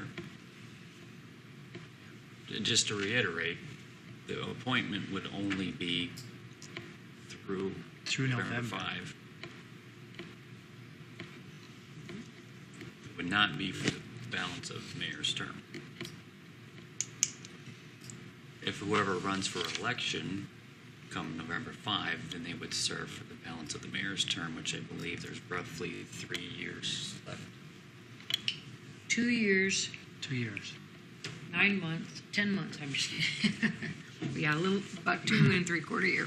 Actually, the appointment will actually go into the No, start it's a right little on quirk in November the 5th. code. It only goes to November 5. Okay, Till the next election. interesting. Okay. And the 40 days begins on March 6th, when the Or does it start March 7th? Give or take a couple hours. Just wondering.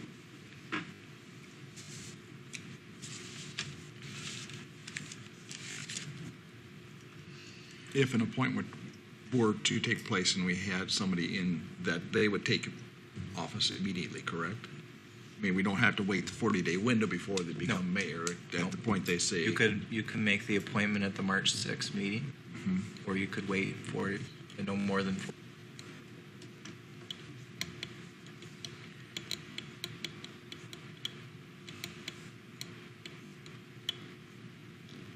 Well, I'm in favor of the appointment aspect of it. It's be interesting to see who's interested.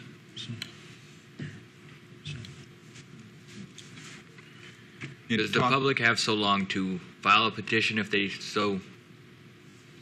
Yes. Basically, there's a 14-day window from the appointment? It's the longer of 14 days after the notice or 14 days from the appointment. Okay. I would concur that I'd favor an appointment at this point over an election. Bigger pool of hopefully multiple qualified candidates. Not to mention appointment is very cost effective. Yes. A special election, I believe, is going to cost you in the neighborhood of $3,000 to fill a position for a matter of months. Months, yep.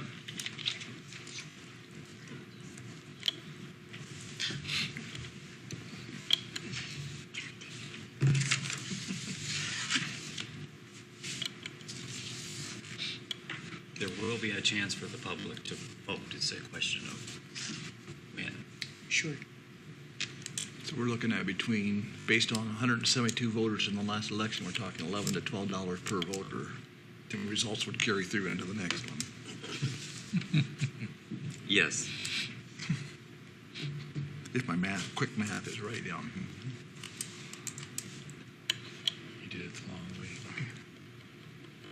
So, So there is a motion, right? There's a Yes. motion, Yes. second, you guys are chatting. Okay, I think we're ready to vote on that. so, okay. Want to include in the notice, ask for letters of interest, or just leave that open? I can just take another sentence or two. I don't, just give me direction. So It would be perfectly clear that way if you did add it. Interested parties, including a member of the council, would, if the council members interested, would submit a letter of interest to the city.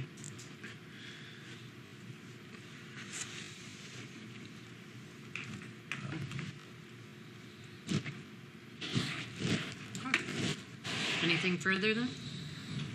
You have what you need, Micah?